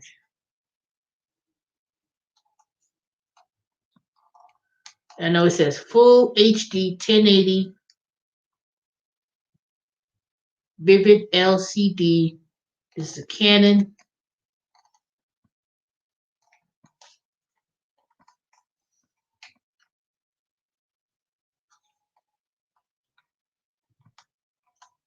Okay. Well, I'll experiment with this since I got it and I had it for so long.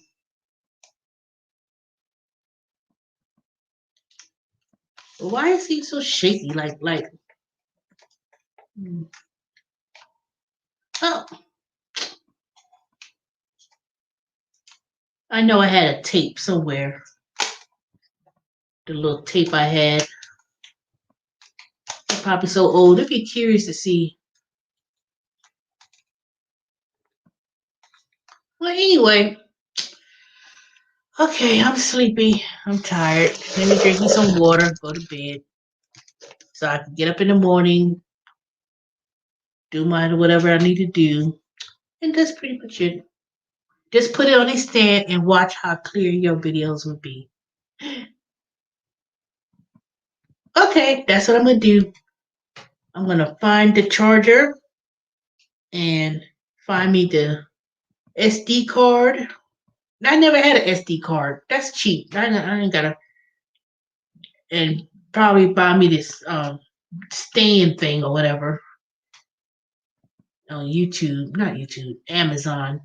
Find me the accessories for this. All right, y'all. I'm about to go. Now this time I'm leaving.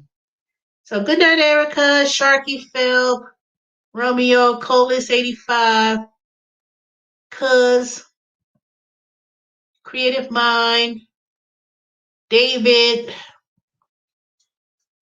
Who else I'm missing? Romeo, Dorian, probably in the background, watching but not watching. And I don't want to miss nobody. Your Pleasure, Leslie. I know you probably watching. All y'all.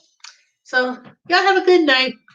I'm gonna watch find the accessories is what's meant for me to use this. So I'm gonna find the accessories and the battery. I know this battery probably ain't no good no more. Been here for years. But anyway, I'll talk to y'all later. Have a good night.